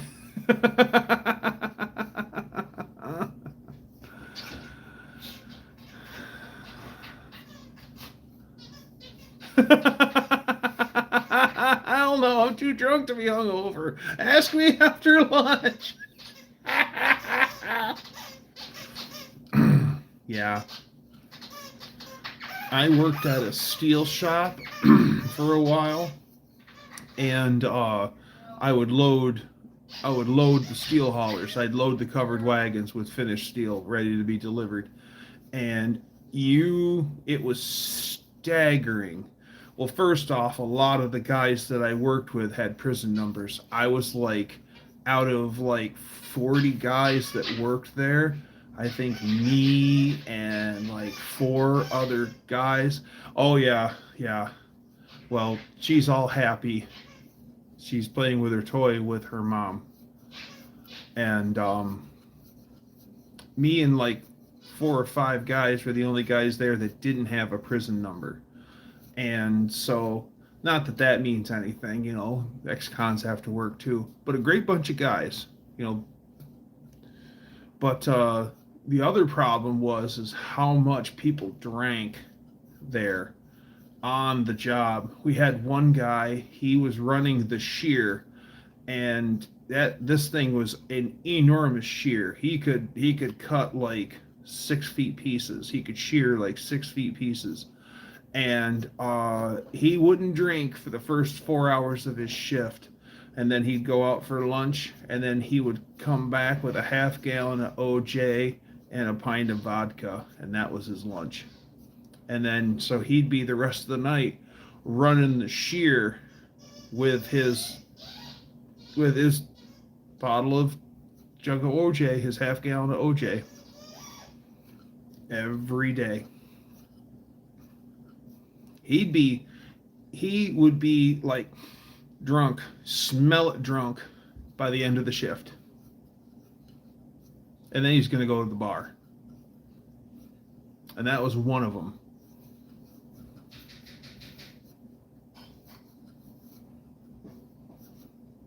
It's just amazing working with, you know, one cut of steel could be 9,000 pounds.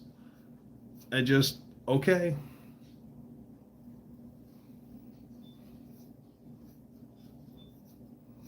Yeah, that takes balls. And he did it every day. And what was even crazier yet is he still had all 10. Yeah. Running that thing was a scary looking piece of equipment. The steel shop looked like a dungeon anyway. It was dimly lit, and the machinery was older than time itself. And yeah, that place was a crap hole.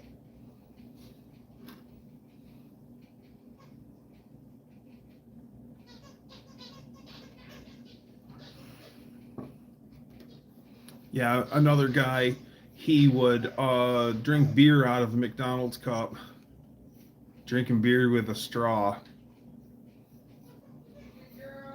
Because one day I had to go out back to get a piece of equipment, and I go around the back building. Well, there just happens to be a door there, what was right next to his workstation. I didn't put 2 and 2 together, so I go to hitch up to the piece of equipment, and I pull it back, and there is cans and cans and beer cans and beer cans and beer cans and beer cans. And I'm like, son of a buck, and I get out and I go to throw them off to the side. They're all full. Well, that was his stash spot for his beer. And he would take his McDonald's cup and go out that door, crack a few beers, dump them in his cup, and then come back in. And it's like, who are you fooling? You know, we can smell these things, guys.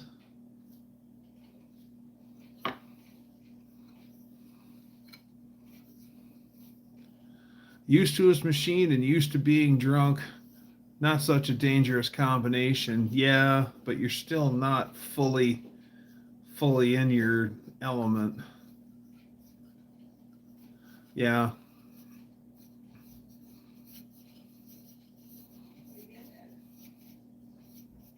Yeah, I didn't work there very long. I think I worked there over the winter.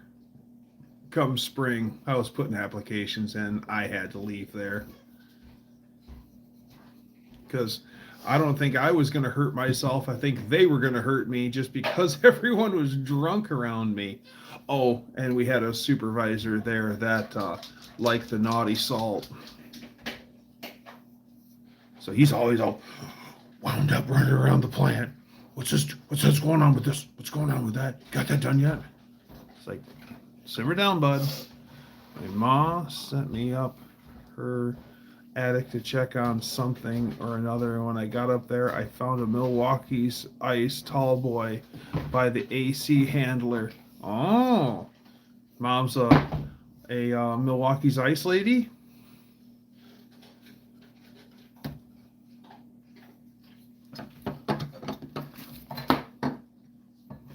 It's camera's facing this way. I understand that.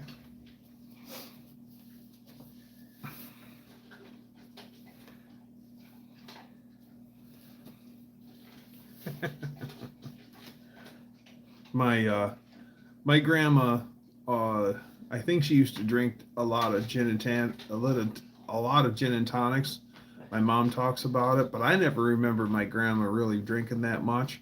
Like, she would have a beer, and I do mean a beer, one, and it would take her forever to drink it, which is fine.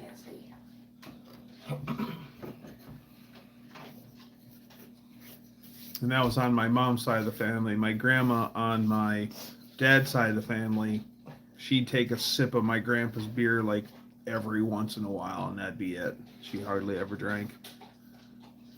When you get that deep into it, quitting can actually be dangerous. Alcohol is one of the few that the DTs can kill you. Yeah, I knew a guy that got the ultimatum, you know, booze or me, his wife, and he chose his wife. And he detoxed, and he actually flipped his wig for a little while. And that's when he found out that you gotta step it down.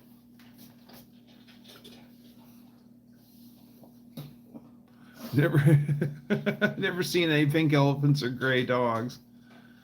Yeah, I think what happens is the reason why there's the DTs is that those guys are going through the world's worst hangover because they don't get hangovers anymore.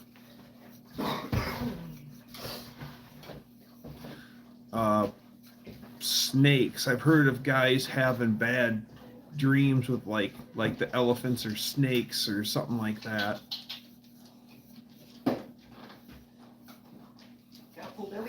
My hands are always steady. Right on. Do you sweat like... My uncle died from a heart attack in the DTs in the early 80s. That's so terrible, Ginger. I'm sorry to hear that.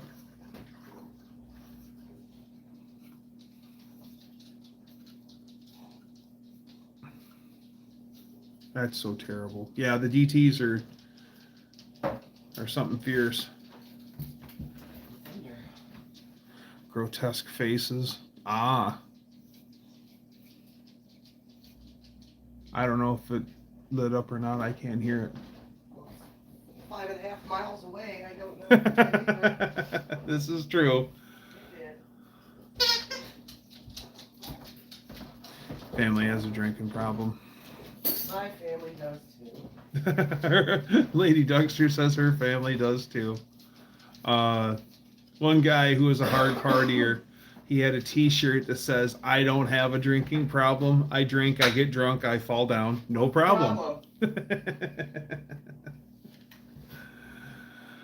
I'm glad I'm actually not an alcoholic. I used to drink every night. When I would get furloughed, I stopped Monday through Thursday, only drink Friday through Sunday. Yeah, my wife is a doctor, and when we have a bottle in the mini fridge for people that are going through severe DTs, yeah.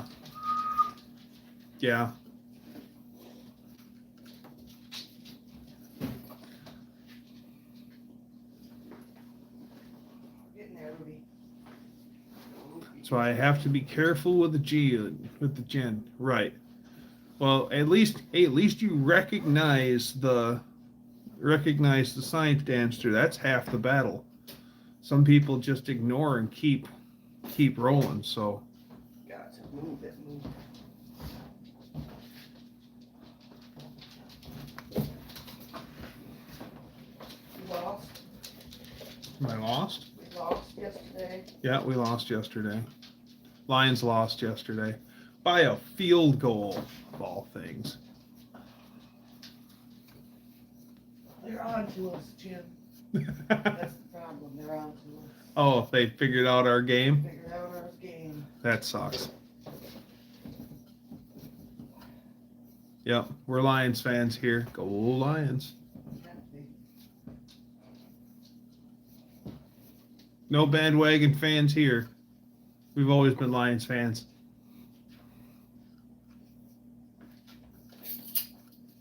Some more than most. Some more than most. Yeah, now that they're actually doing good, everyone's back on board. Oh yeah, I'm a Lions fan. No, you weren't. You were bad mouthing them a few years ago. Are you ready, little pets? Let's do it. Face. Lady Dougster doesn't want to be on camera, and I don't blame her. Once I moved out of Norwood 2 years ago, I went on a huge unending bender. Ooh. I think the height of my alcoholism was probably when I was laid off around 2008, because I had money, I had nothing to do and all day to do it, and I was extra bored because we lived in an apartment back then, so I didn't get to wrench like I want to, and I just had unlimited time to just drink, and I drank a lot, and I'm not proud of it, but I drink, like I said, I drink a lot less now. My grandma was a hardcore alcoholic. She would get up at 6 a.m., have 2 cups of coffee, and drink Bud the rest of the day till she broke her hip. My aunt asked how her liver was. A friend of mine's grandma was a hardcore alcoholic, and she had a taste for Seagram's VSOP whiskey, and everyone thought she had everyone fooled that she was drinking iced tea. It wasn't iced tea, kids. And that was amazing when I figured out that that lady was drinking over a fifth of VSOP a day. It's like, wow. This sweet little old lady making cookies and doing quilting and all the other stuff was, yeah, a drunk. But the craziest thing of all is, you'd never know. That little old lady was a warrior.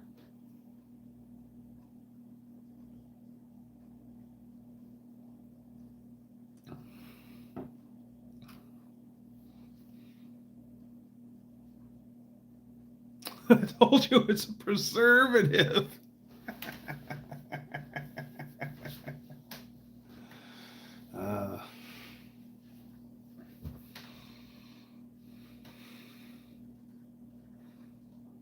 not a Bengals fan. I laugh at them.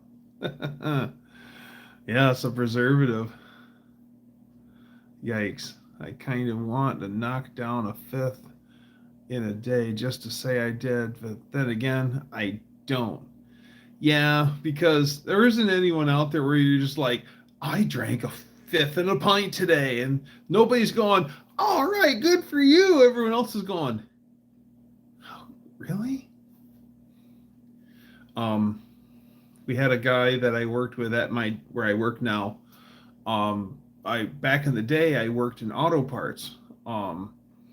Where that company I got laid off from in 2008, and he was a hard partier then. So fast forward, him and I are working together again at the place where I'm at now, and there was no secret, he was still drinking hard like he was, and he got all drunked up.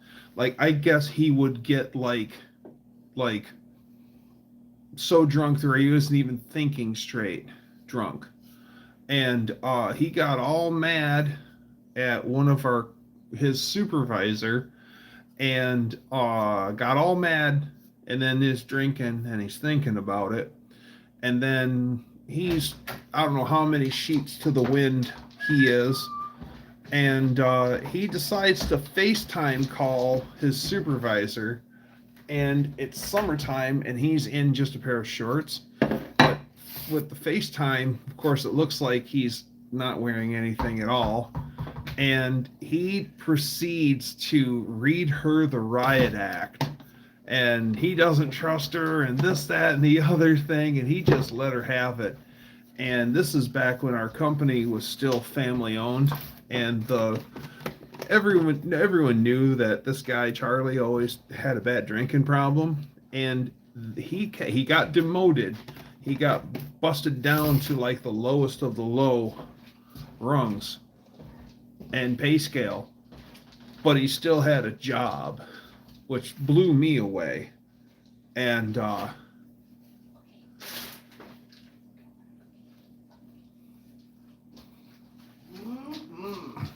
think where I live is an alcoholic hotspot. Wong, where's my automobile? Yeah, old Charlie, he was cool. He was one cool guy. It's just he drank so much. We had a morning meeting one day, and usually morning meetings are like half hour before the start of our shift. And so we're all upstairs in the conference room having our little meeting, and Charlie comes in, and he sits down at the table, and he pulls out of his coat a peach White Claw, and he's about to open this thing up and sip on it. Now, this meeting, all the honchos are there. The owner's there, the second in command is there, the third in command's there, the quality manager's there, the safety guys, the safety lady's there. No, it was when Justin was there. So the safety guy is there and everything, and he's got a White Claw in front of him, and he's about ready to pull the tab on it, and somebody takes it away from him, and he's like, what are you doing? It's just seltzer. He played it off like he didn't know that had booze in it, which maybe he didn't, but still. And it was just, that's Charlie.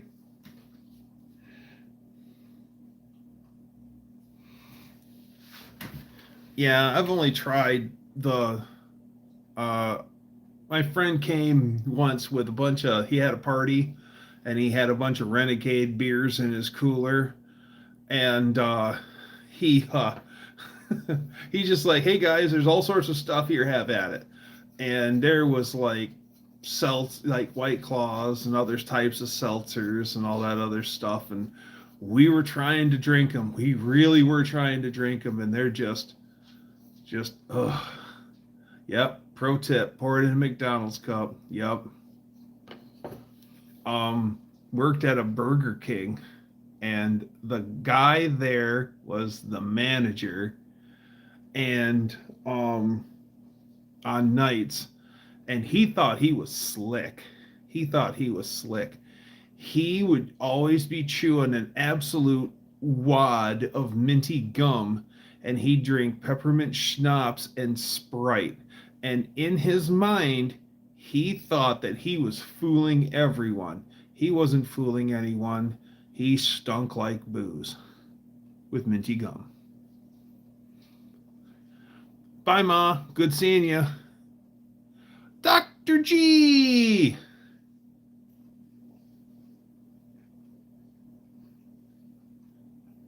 Oh. The dogster's seen where my cat bit me.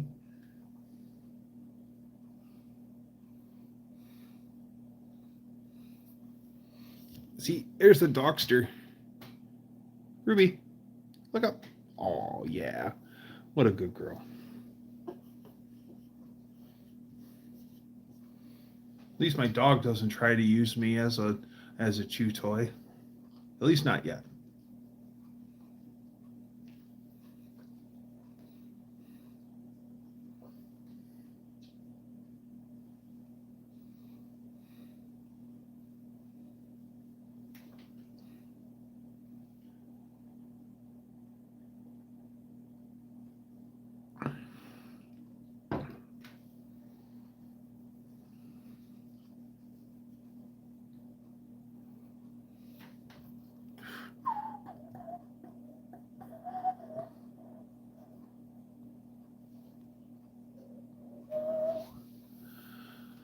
Oh, man. I was really impressed that I got out of work early today. It was nice to come home and actually get some chores done while it was still daylight out. Once the winds die down, we're gonna be torching that big old leaf pile. I got all the leaves pulled into the backyard, did the whole front and backyard, and boy, that's gonna be fun. Is anyone going to the Mackin show? Oh, Meekum? Is it Meekum? MCACN show 22nd, 23rd. McCann show. Okay, refresh my memory. What's the MCACN? Muscle car and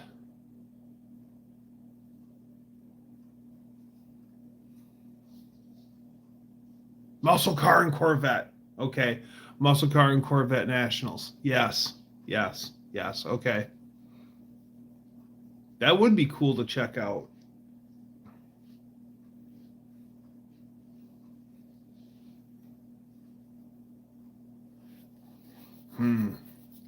End of November Nationals? Well, I mean, I would just, I see there's an N there, so I assumed N was be Nationals.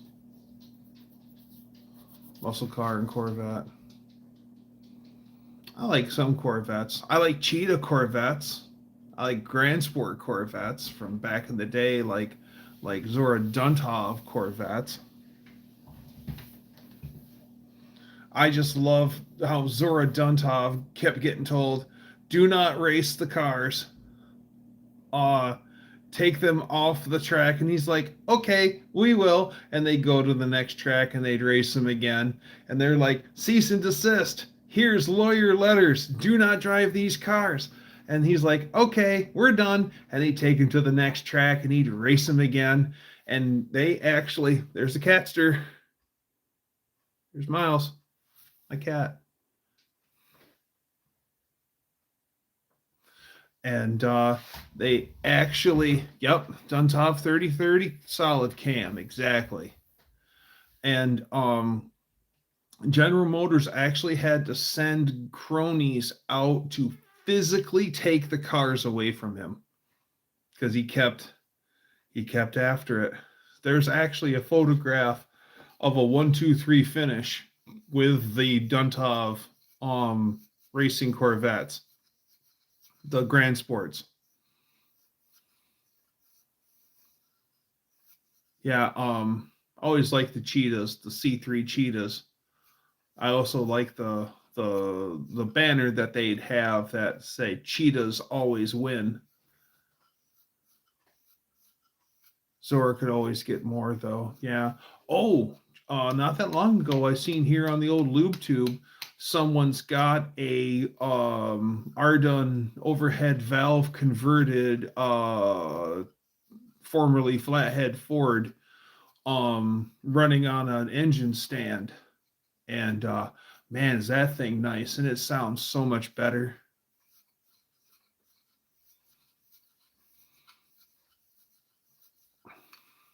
We had an old guy around here. He had the acetylene plant in his barn. He was uh, a flathead Ford guy. He had an air compressor that was made from a flathead Ford. C2 and C3 are my favorite old vets. C5 and C6 are my favorite newer ones. Yeah, C6 is pretty nice. Yeah, C2 and C. I think I like C3s the best. I believe Nick of Nick's Garage will be coming to Muscle Car and Corvette to display his Kowalski Challenger, built like the Vanishing Point movie car. Yeah, I remember when he was building that car, Dr. G. Mohawk. Hey, Mohawk. I didn't always go out drinking, but when I did, it was freaking hilarious. Oh, now, uh, C5 fixed roof coupe. Oh yeah. Well, you guys got an idea of how boisterous I am sober. Could you imagine me after a few drinks?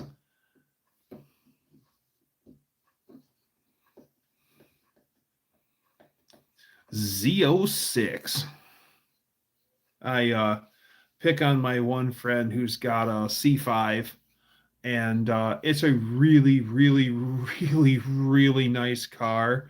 And we always pick on him and say ready to make it a vet cart and all sorts of other stuff. And he's like, I'd never do that to this. Oh my God, no. It's like, yeah, it'd be so much faster. Think how much faster it would be, how it would handle. So were orange whips alcoholic drinks? No, an orange whip is not an alcoholic drink. Basically, an orange whip is like an orange Julius like you'd get at the mall. It's just a frozen orange drink. I'm sure that someone has made a frozen concoction that's alcoholic and called it an orange whip, but the actual bona fide orange whip, like the one that John Candy talks about in the Blues Brothers, is just a regular orange flavored frozen drink. That was like a Chicago thing, like a born and raised in Chicago thing. I like the 99 2000 fixed roof coupe because they are like the Z06, but much less money. Yeah, I like a 2000 vet. One of my coworkers had one that was a really nice shade of burgundy with a tan interior, and it was a convertible with a tan top. And he was one of those guys he would look for a car, look for a car, look for a car, look for a car, look for a car, and he'd look at 24 cars, and then he'd finally pull the trigger on the right one. And he was the kind of guy where he didn't get bank loans or anything like that. He had, when he was already looking for his car, he already had the money set aside, saved up, the whole shebang. It was time to pull the trigger, and he would take his time and make the right call. He would bring home some really nice stuff.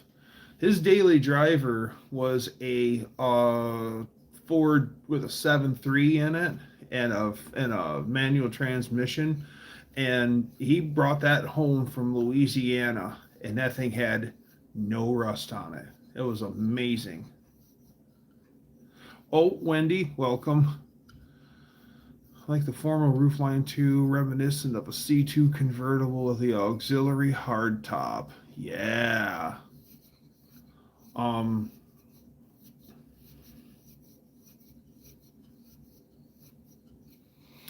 yeah. I always talked about my dad's friend Red in his Corvette, and I'd say it was War Bonnet gold. I was wrong. It's Riverside gold.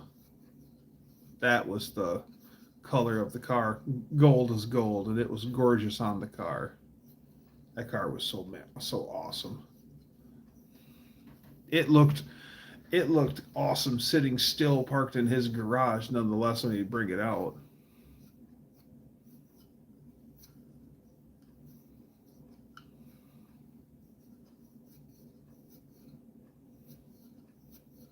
The dual eye C1 Vets, yeah.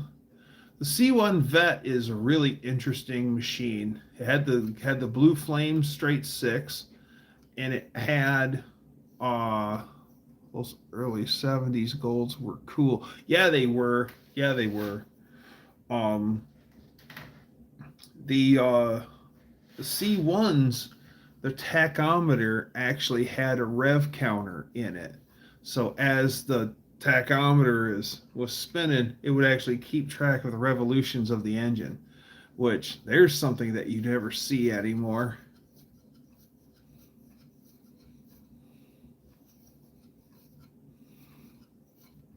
Yeah, War Bonnet gold, Olympic gold. Yes. Yes. Yeah, the Red's car was because I started looking things up, and I guess War Bonnet wasn't the option. It was Riverside, and like War Bonnet was like more yellowy, and where the Riverside was actually more gold. Gold with a black vinyl top was one of my favorite paint schemes. Yeah, black and gold seem to go well together. Um, you guys remember Marlboro 100 cigarettes in the old black and gold pack before they went red like everything else? And for whatever reason, everything else Marlboro was standard Marlboro red, but Marlboro 100s were black and gold. And then I want to say that in the late 90s, they changed the packaging to make them red like everything else Marlboro.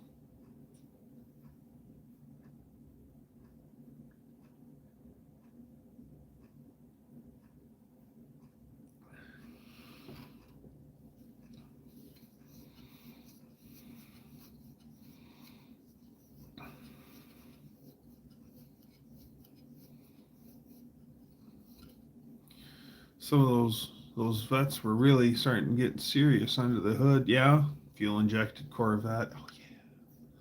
My brother had a friend in high school that graduated in '76, and his dad surprised him with a graduation present, a new '58 vet that dad had bought and stored. Kid didn't know what the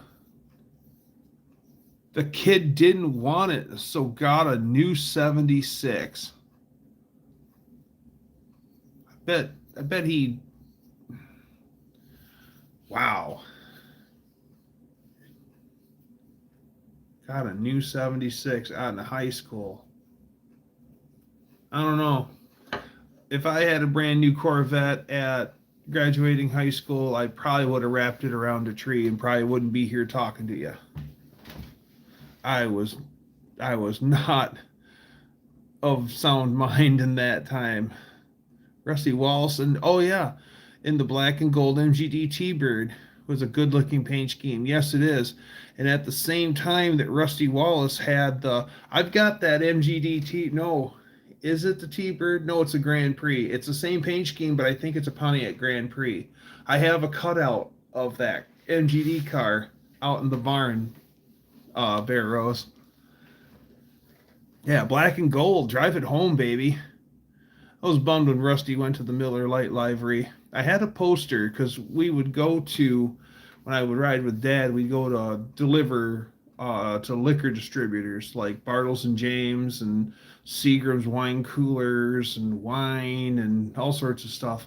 And they have all sorts of advertisement stuff, and they'd give me all sorts of posters and stuff like that. And I had a poster on my bedroom wall, and it was a lady with her arms up in the air, and she was in a black bathing suit.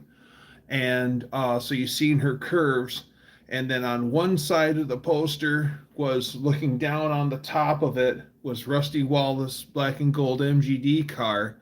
And then on the other side, so it was half of the car on this side and half of the black and gold MGD Indy car on this side.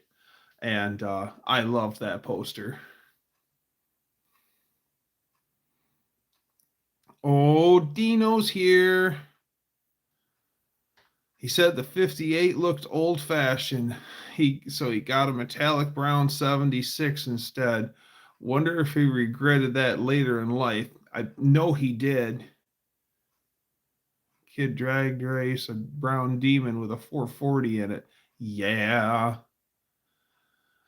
There's another thing that finally started to make a comeback is Brown. Brown started to make a comeback. I've seen some of like the Dodge Ram Laramines with the top of the top of the line Dodge Ram Laramines that were getting two-tone paint jobs, and they were doing like chocolate brown with the gold metal flake and tan again, and it's like, man, that's always been a good look.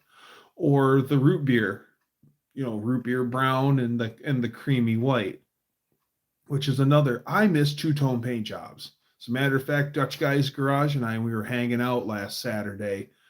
There was like a 50-something Ford on a trailer going the other way, and it was like a pastel pink and a cream, and it looked so nice on the car. And I said, man, I miss two tones. And Dutch stopped mid-conversation to say, me too. Two tones, three-tone paint jobs. My uncle's 56 Dodge Royal Lancer is salmon, black, and white. And it's mainly salmon on the bottom, has a black roof and a little bit of white and a black trunk and a little patch of white on the. Yep, I knew Barrows would be with me on that one. Old school two-tones are cool. Well, I mean, it all depends on execution. You could take something modern and two-tone paint it and pull it off. May of 2012, I got my oldest a 12 Dodge Avenger to take her driver's test. She drove to high school and college, now to work. It has 252,000 miles now. That's awesome. Yeah, when I was a teenager, all I cared about was how fast my car could go, what chick I was going to be taking out on Saturday night, and how much beer I could drink. That's about all I really cared about. And yeah, I made bad decisions all around the horn.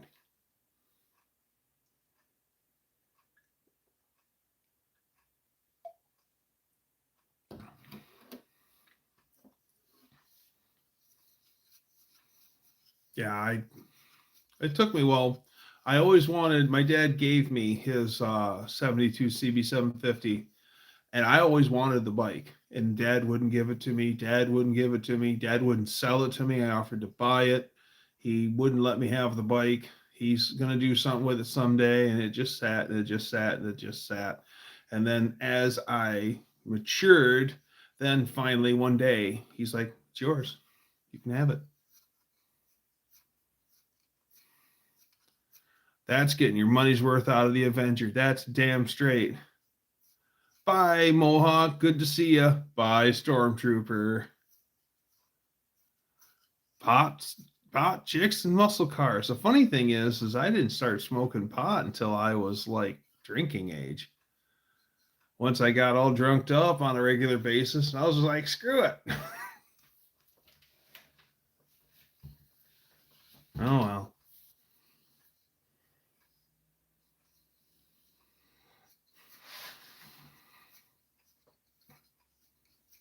Crap, it's over 2 hours.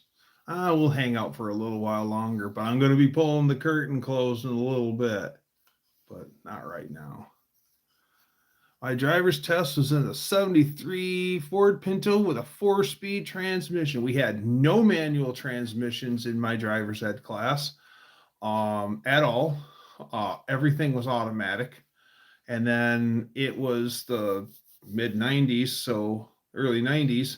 So we had 3 dealerships in town, and the Chevy garage supplied us cars, the Ford garage supplied us cars, and the Chrysler garage supplied us cars.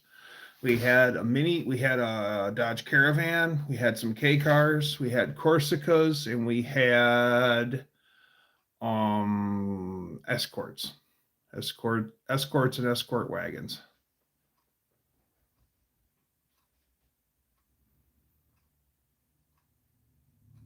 Yep. So I took my driver's test in, well, it kind of went over a whole bunch of cars. I didn't drive the van, but I drove the K car. I drove the wagon. Yeah, I drove them all.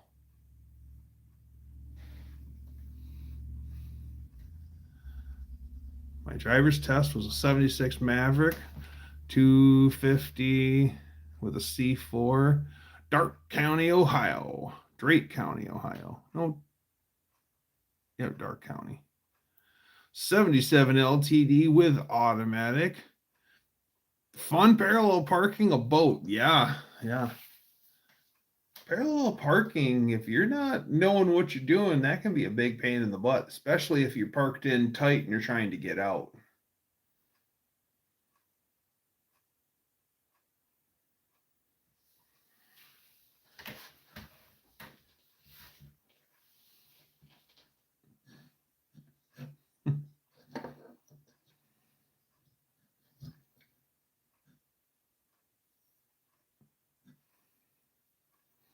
My friend he's a big Mopar fanatic, and he has a actual driver's ed car, and it is I think it's a 68 satellite.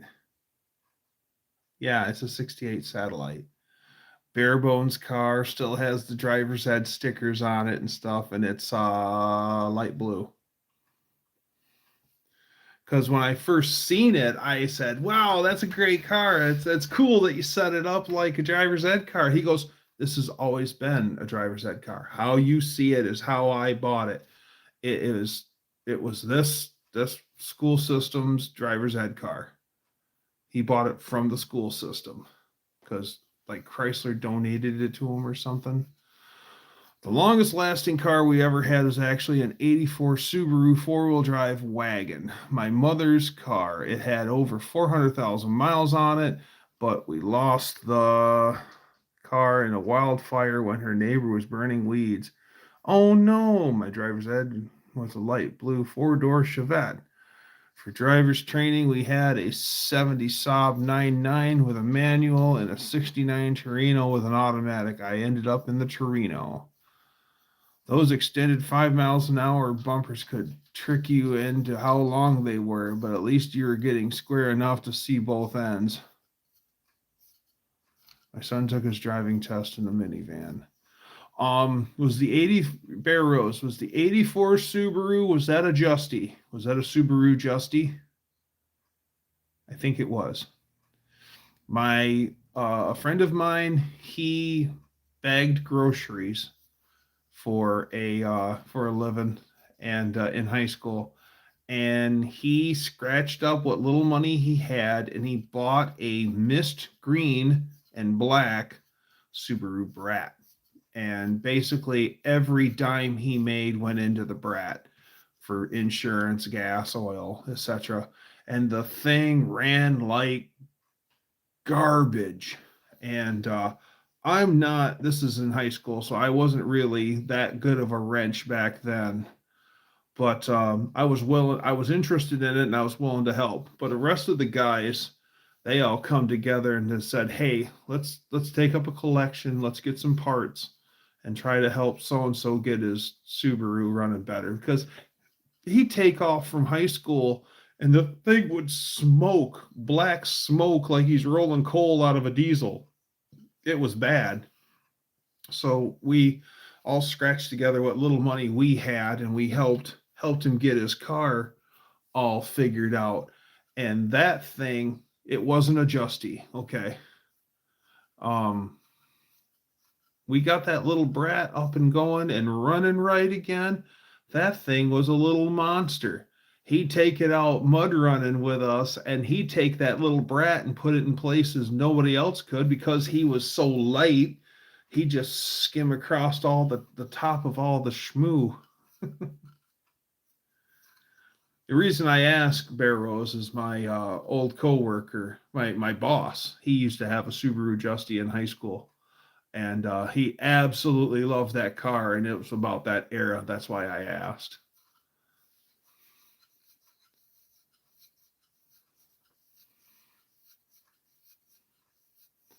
Justy was a few years later, I think, the first CVT IRC. Oh, okay.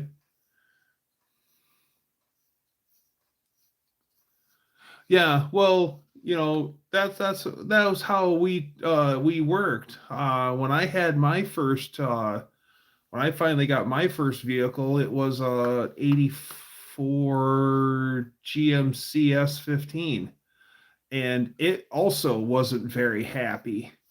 And the guys all come together and just surprised me with parts and tools and time. And yeah, we replaced a whole bunch of stuff. You could see where one of the belts was carving into my uh we had to rerun heater hoses and a lower radiator hose and flush the coolant and stuff like that. Yeah, yeah, that was always kind of a normal theme, was especially if someone in the crew got a new car, new to them car, that was pretty much the norm, that everyone would kind of come over and run an eye across your ride and make sure everything was good.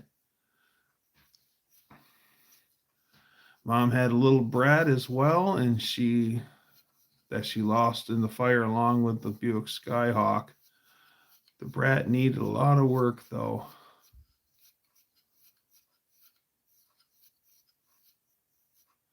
Grill on the brat's on the grill. It's all good.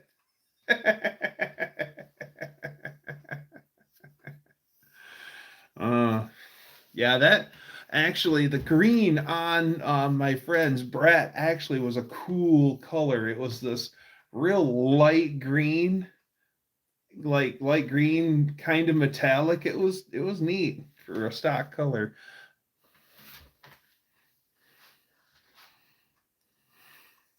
She called me Dan.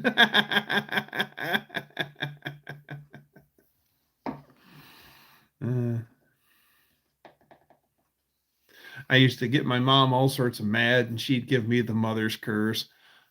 Kylie, hello. She'd give me the mother's curse. I hope you have a kid just like you. Just like you.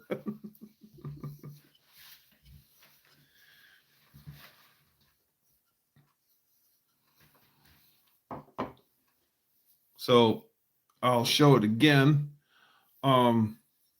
Saturday, me and my friend Dutch from Dutch Guy's Garage, who you've seen here on my lives, we went to a junkyard to look for. He inherited his grandfather's 69 or 70 Dodge Sweepline pickup, and we went looking for Sweepline Dodge parts. And one of the trucks that we were dealing with didn't have a windshield in it, and sitting on its cowl was this, a body spoon. And it's so rusty, it's dark red in color, and it was just orange rusty. And I sanded it down with 4 grits of sandpaper and got all the rust off of it, and she's back. She's got some pitting, but it turned out way better. Talking about tools, talking about we're talking about everything as usual. Didn't they put the back seats in the Subaru to get around? Yes, because it had to be a 4-seater. The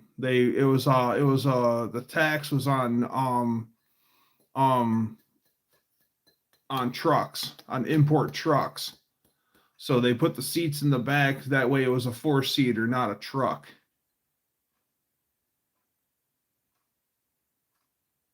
Soak it in vinegar.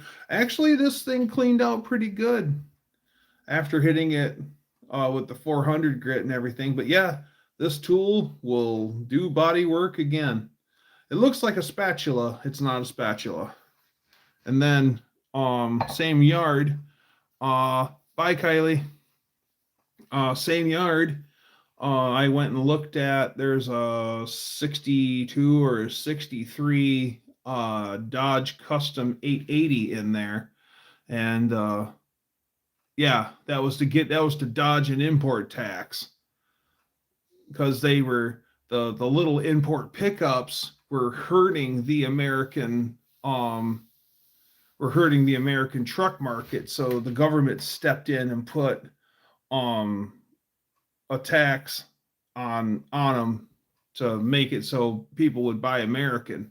When the 750 road bikes got really popular, the government stepped in and put a 700cc 750. They outlawed 750s and in America to make us all. It was supposed to make us all go out and buy Harleys instead to support flailing Harley Davidson. And then how the foreign motorcycle manufacturers got around that is that's when you started noticing the 700s. So you see a Shadow 700. Yeah, guess where that come from? So they just took 50 cc's out of the engine and kept selling them, and they still outsold Harleys. So I went and looked at, or there in the yard, there's a 62 Dodge 880, and it has a frat zog in the middle of its grill. Now here's my hand to give you an idea how big this thing is, and it sticks out from the grill. So it actually looks all three-dimensional and stuff, and that's actually metal. And the car is absolutely rotted, but that thing is just cooler than a 3-speed fan. I couldn't let it go. I remember the jump seats had hand grips on both sides, and it was too tall to sit in one, head above the roll bar. Yeah, it was, yeah. Not very often would you actually see somebody driving one of the brats around with the jump seat still in the back. When I was a real little kid, my dad's friend Bill, he had an El Camino that had bucket seats in the back of it. And I remember Bill and his wife would come over because we all got Bill's kids and I got babysat by the same person. So Bill would come get the kids. Him and his wife would pull into the El Camino, and the kids would climb in the back and sit in the buckets in the back. And yeah, there's something of a bygone era. F-150 came from catalytic converters. F-150 was heavy enough to not need one, where the F-100 did need a converter. Wasn't AMF owned by the Japanese at the time, though, and they owned Harley? No, I think AMF. I don't know if AMF was owned by Japanese. I know that I think Brunswick Corporation at one time had AMF. Brunswick used to be a huge corporation. AMF made one hell of a bowling alley, though. The bowling balls used to be made in Muskegon, Michigan. A lot of Brunswick stuff was made here in Michigan.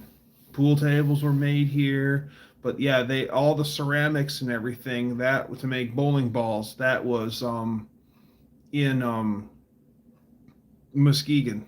Muskegon was a money-making town at one time. And it's not uncommon, especially up towards Muskegon, when people do renovations and start moving earth around their property, they'll start finding bowling balls all over the place buried in their property, because guys would bring them home as to fill in the hole. They'd fill it in with bowling balls, and then they'd cover it over with dirt.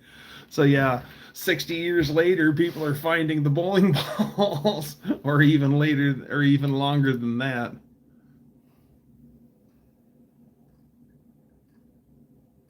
Well, at the AMF era of Harley Davidson, Brunswick at one time bought Mercury outboard, yep, and later employees bought it back. I'm not surprised. Mercury, boy, Mercury was something else. That the guy who started Mercury was quite the dude. I mean, Lake X, that's pretty impressive. And the guy who owned Mercury outboards, one of his lower guys, yeah, Brunswick made pinball machines. I'll have to dig out. I have some old 60s era Popular Mechanics magazines. That would be a good good show and tell for the channel for live. But I have an ad that talks about Brunswick Corporation advertising this, but in the corner in real fine print, it's like Brunswick Corporation and they own this, and this. It's like, holy crap. So Brunswick was big at one time. Well, didn't Brunswick own like another outboard engine company like Evinrude or something like that? I wouldn't be surprised. Yeah, Brunswick made everything.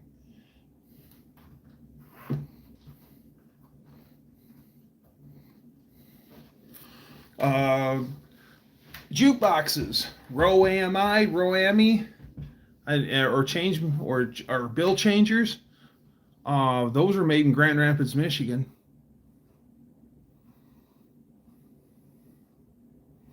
"100 years from now, an alien anthropologist will be digging in Michigan only to find that the Wolverines had really big balls." That's right.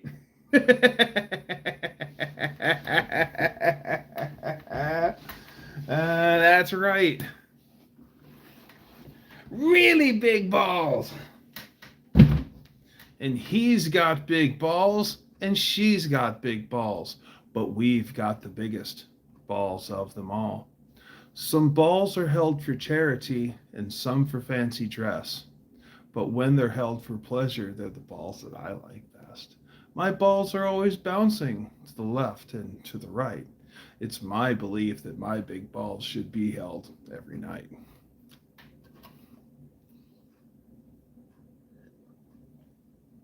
That's what I was going to talk about. Yeah, I still run my 1965 Mercury 6-cylinder. Has over 900 needle bearings, considered a jeweled engine. No cages on bearing. Wow. Yeah. One of the second in commands at Mercury, not the guy who actually owned Mercury, and his last name starts with a letter K, like Kai Hoffer or something like that. He was the guy who actually took a couple of engines and cut them off and welded them together to make the Tower of Power, the inline 6. And like Dr. G's engine that he has, that 65 Mercury 6 in that beautiful black and chrome, that was a statement. When you were out on the water and you had that big old black and chrome Tower of Power on the back of your boat, that meant you meant business. Yes, everyone knew when they seen that you were there and you were going to be fast. Yes, I think that's it. Yeah, I think that's it. Cheers, Ken.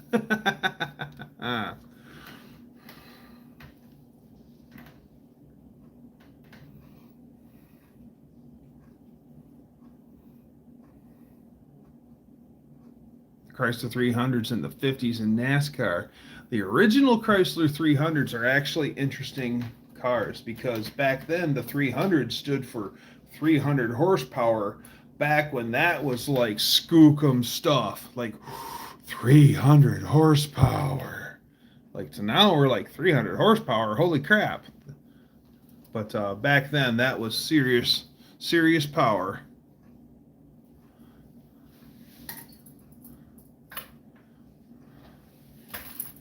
In the 50s in NASCAR. There is a guy that's a local legend around here. He's actually in the Michigan Motorsports Hall of Fame, and his name is Tom Earhart. And Tom Earhart holds a record for a snowmobile, a speed record on a snowmobile of like 150 miles an hour, or he held a speed record, and he had a snowmobile. You can look up Tom Earhart, and you'll see his snowmobile. It's called Budweiser, and it's Budweiser red and white, and it's got two Mercury V6 marine engines on it. So it doesn't even run snowmobile engines, it's running outboard engines. And Budweiser sled with the Mercury V6. I think it had twin Mercury V6s. Yeah, Dr. Go knows exactly who I'm talking about. Also sits on a two-tone boat, turquoise and white, very period. Would look cool if I had a 65 Ford pickup with the same colors. Oh yeah, that would be good, Dr. G. Yeah, Budweiser sled with Mercury V6. That's exactly it. I think it had more than one. I think it was twin engine. But yeah, Tom Earhart and my dad are friends, and Tom also played with 750. I'm scratching my leg, sorry. Tom Earhart also played with 750 Hondas, and he was one of the first guys in the area to start turbocharging stuff. He and Marv Jorgensen from Minnesota were going back and forth chasing that work sled record. Yeah. Tom Earhart was, Tom's still with us, but the train's not always on the track. He's really old though too.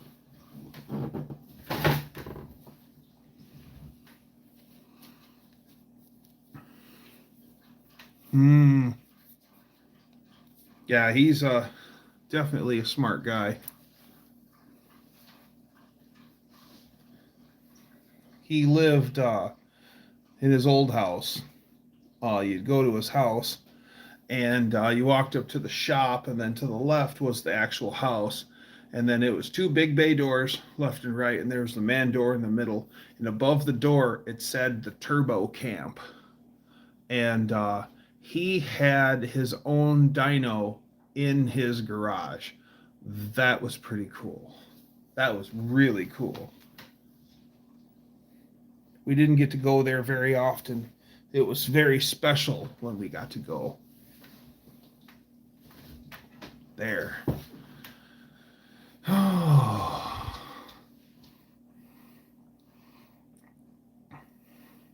It takes a lot of guts to drive a drag sled with that much power and speed. Yes.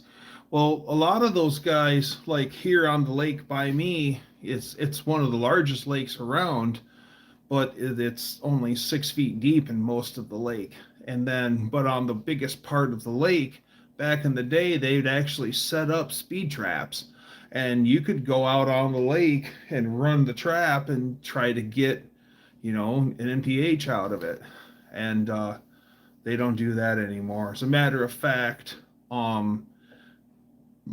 it's in the state of Michigan, it's 55 everywhere. So on the water, 55 miles an hour. On the snow, 55 miles an hour. On the street, 55 miles an hour. So you can get a speeding ticket no matter where.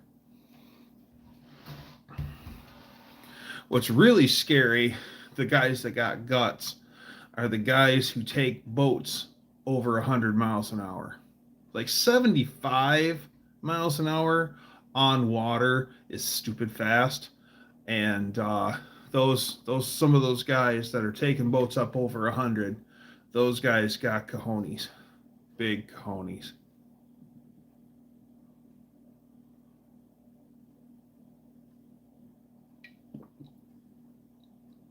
Yes, really, Barrows. 55 everywhere. So if you're doing 56, you'll get a ticket. Can get a ticket. No. 55, 70 on the interstate, But 2-lane blacktop and less posted slower is 55. And then yeah, our my original boat would only hit 92, fast enough for me. Yeah, that's fast. That's fast. Yep. Yep, they a number of years ago they come up with the 55 everywhere thing, which is stupid. Well, you know, the state of Michigan loves speeding tickets. That makes them good money. Just like they, I think the state of Michigan wants you to go out and get drunk and get behind the wheel. That way they can pop you and they can soak you for more money. Crap, there was a few times that one of the bills under lawmakers were talking about extending drinking hours to 4 a.m. instead of 2 a.m., which I could only imagine the amount of more drunks out there. 2 more hours to drink? Oh my God.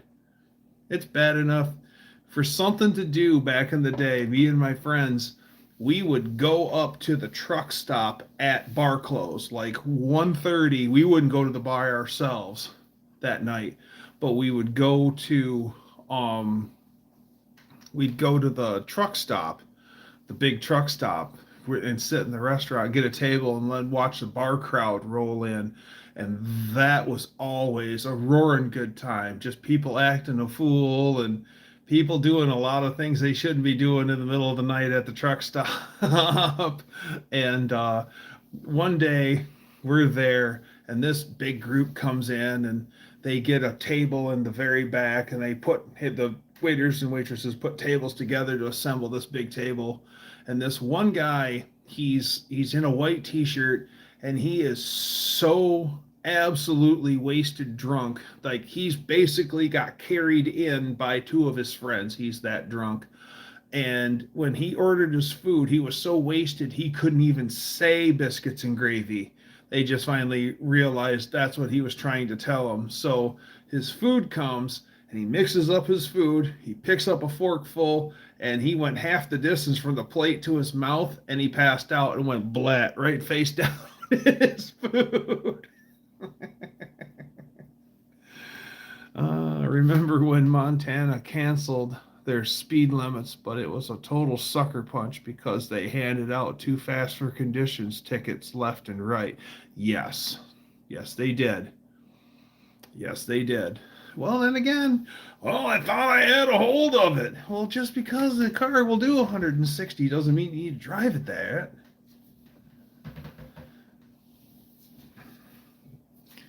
I want to say like one of those western states, northwestern states, maybe Montana, like it was during daylight hours, there was no repealed speed limit, but once the sun went down, it was like 55. Get a ticket at 57. But I've only been to Montana once, and that was this past summer. So, and we just barely made it into Montana. We went through North Dakota, through Williston, and then crossed over the line. It was still oil country where we were in Montana, but it was Montana.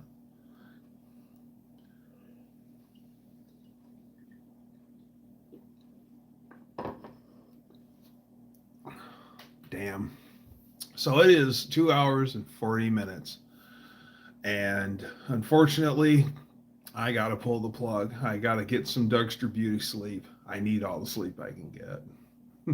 So, thanks for coming, everyone. Always a good time with great folks here. So, let's be like the Beach Boys and let's get together and do it again. Be here, same Dougster time, same Dougster channel. Bye, everyone. Have a great evening.